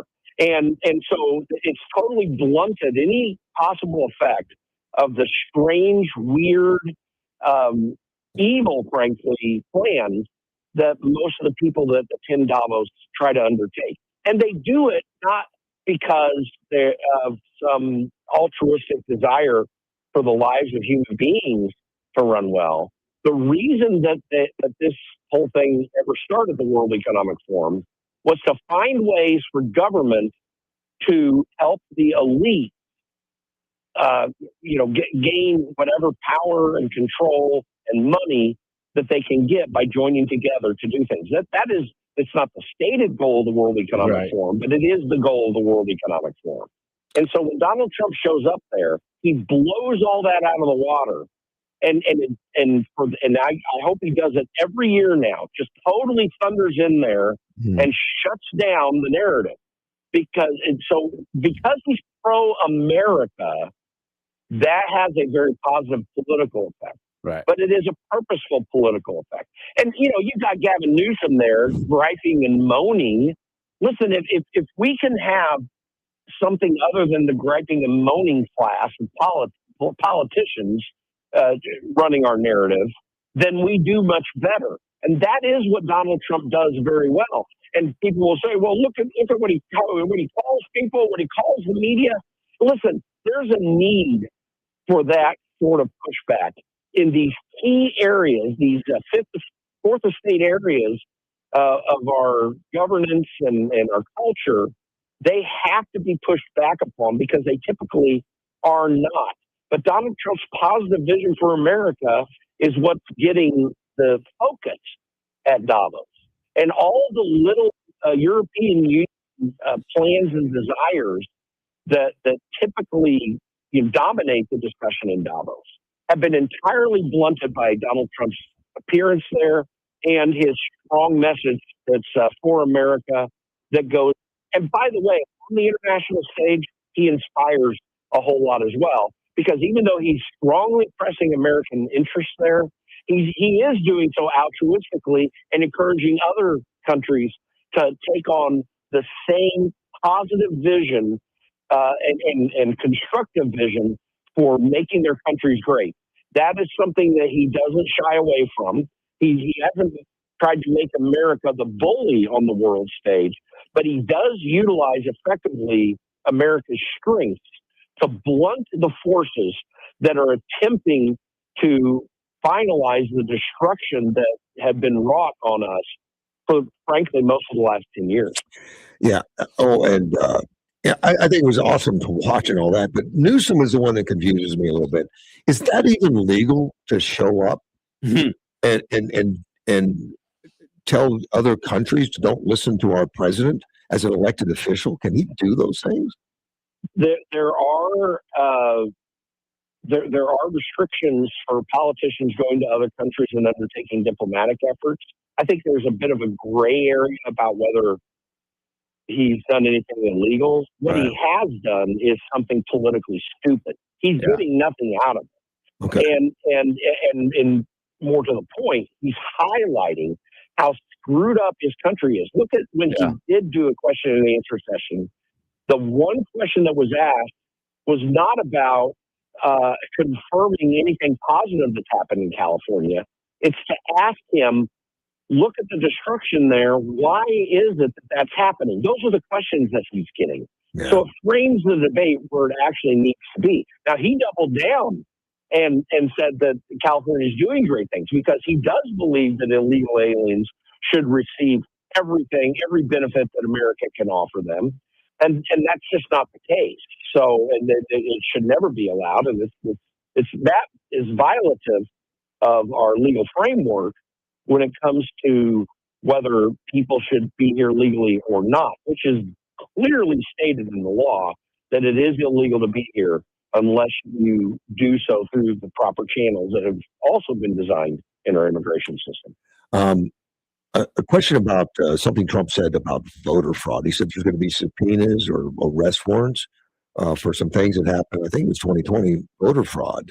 Is that a good thing to bring up? I mean, I like it. I don't know that every voter does. That we're still pushing that 2020 thing.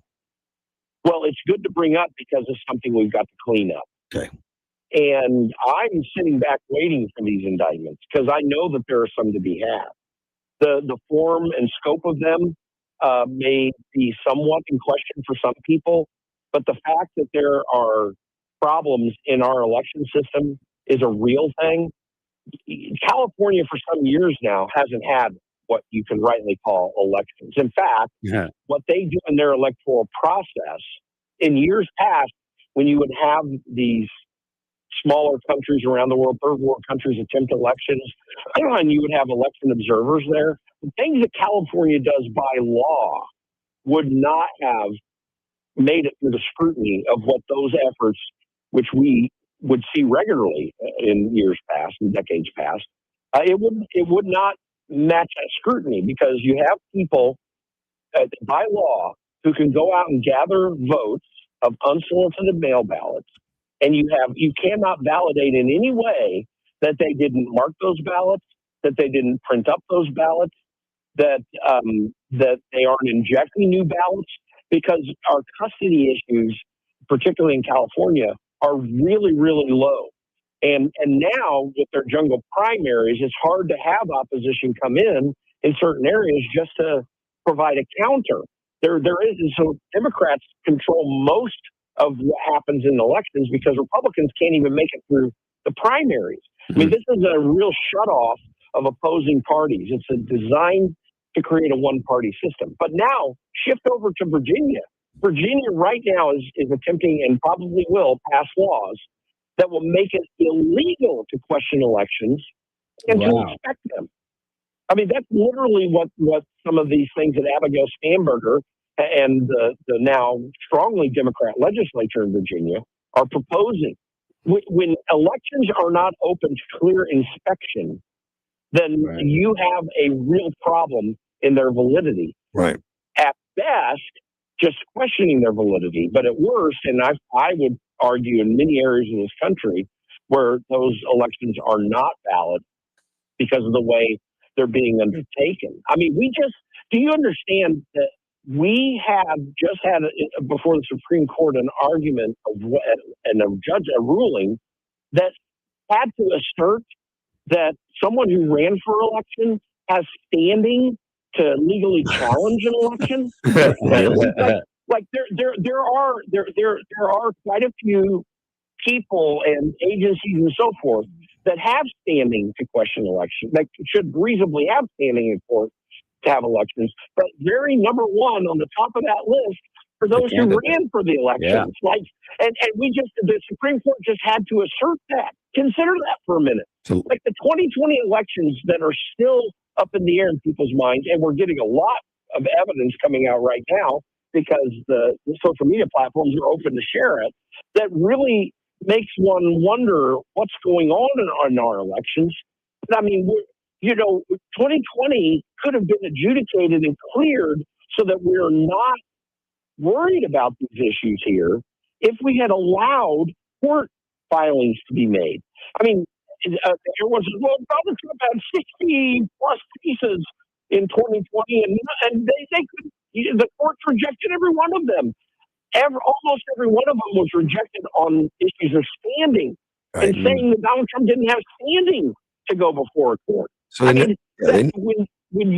is crazy in an electoral system. Yeah, they never heard evidence, and then that's confusing to some. They thought that it was a trial. It wasn't. It was no trial. Well, and if we had had those cases, adjudicated by law through our legal system, our perception of our elections would be far different now if that had been able to go through its normal process than it is. And that feeds the problem. You had secretaries of state in 2020 refusing, and you still have them, refusing to show any evidence to make things clear. Like that would be the number one thing you would do if you're confident as a secretary of state that your elections will run well. Then lay it out in the open so everyone can see that they will run well. And we really have not had that since 2020 at all. Yeah, hopefully we get back to it. Jim Pfaff, I know I've got to go, so do you, but thank you for the time. Conservative Caucus, I know that's your website also, right? TheConservativeCaucus.com. Very good. Thank you, sir. I appreciate the time. Thanks, Russ. Always good to be with you. All right, bye-bye. And I'll be right back. AM 560. Are you living with dry AMD? If so, you could be on the road to geographic atrophy, or GA, a condition that leads to retinal cell death and permanent vision loss. But with Izervay, you can slow it down, get it going slower. Izervay slows GA progression by targeting a key source of retinal cell death, which may help preserve your vision longer. Izervay, or Avastin captive pagel, is a prescription eye injection used to treat GA. Don't take it if you have an infection or active swelling in or around your eye. Izervay can cause eye infection, retinal detachment, or increased risk of wet AMD. Izervay may temporarily increase eye pressure. Your vision may be impaired after an eye injection or exam. Don't delay. Ask your doctor about Izervay today. Izervay gets GA going slower. Visit Izervay.com. That's IZERVAY.com. Paid for by Astellas Pharma.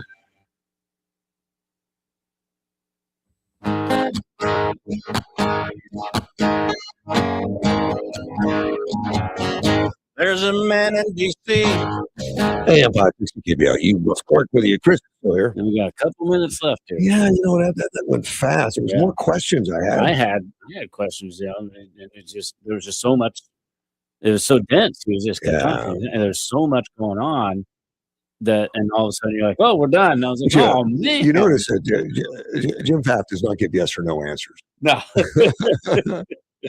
which is excellent. Yeah, really. To have great explanations and using his insight. Which and I was talking to while we were on our break here. I like how he acknowledges perception is reality. Sure, it's not just what you did, but how did people perceive what you did. And we have all these influences out there affecting the way people are perceiving what's going on. And we got to make sure we're getting the right message out there and giving people the right information. And it's there's a lot of boutique, type channels now that are going to be all against Trump, all for Trump, whatever. And you see this mainstream media that still says stuff like, I forget who it was that was talking about Trump at Davos. Like, it's disjointed. I think he's got a mental problem. I mean, he's not being able to. What are you talking about? As guys. There's questions about his physical health with the bruising on his hands and stuff. But I cannot comprehend anyone who's questioning his mental capacities. Well, he's doing what he wants. Maybe you disagree with the way he's doing things. Well, that's it. So you've got to change the perception. Though. That's that whole perception is reality. But he's doing exactly what he knows he wants to do. You got forces all the time trying to change that perception to something that. And that's one of the things I wanted to ask Jim about was, how do we? Because it's not the liberals, the independents that pick election, that settle election. Who can win most of the independents one way or the other? What do we need to do to affect the perception of those independents that are going to be, picking one side or the other as we come up to November? And we got to strategize. What's the message? How are we going to deliver that message? and get that word out to all of us that have a voice. That strategy is going on constant. Yeah. And I think we've got some answers from the RNC and stuff. We know he's going to be barnstorming. We know he's going to be out there, and that's to support the individual candidates because they care about the House, care about the Senate, and care about keeping that momentum. So, smart guys, and I know they're always looking, but Trump's not going to let Greenland go. But it looks like he's going to hand off the responsibility, at least perception-wise. We got to go. We're out of time. Chris, thanks so much for coming in. Yep. I'll be back tomorrow, AM 560. He'll make America great again.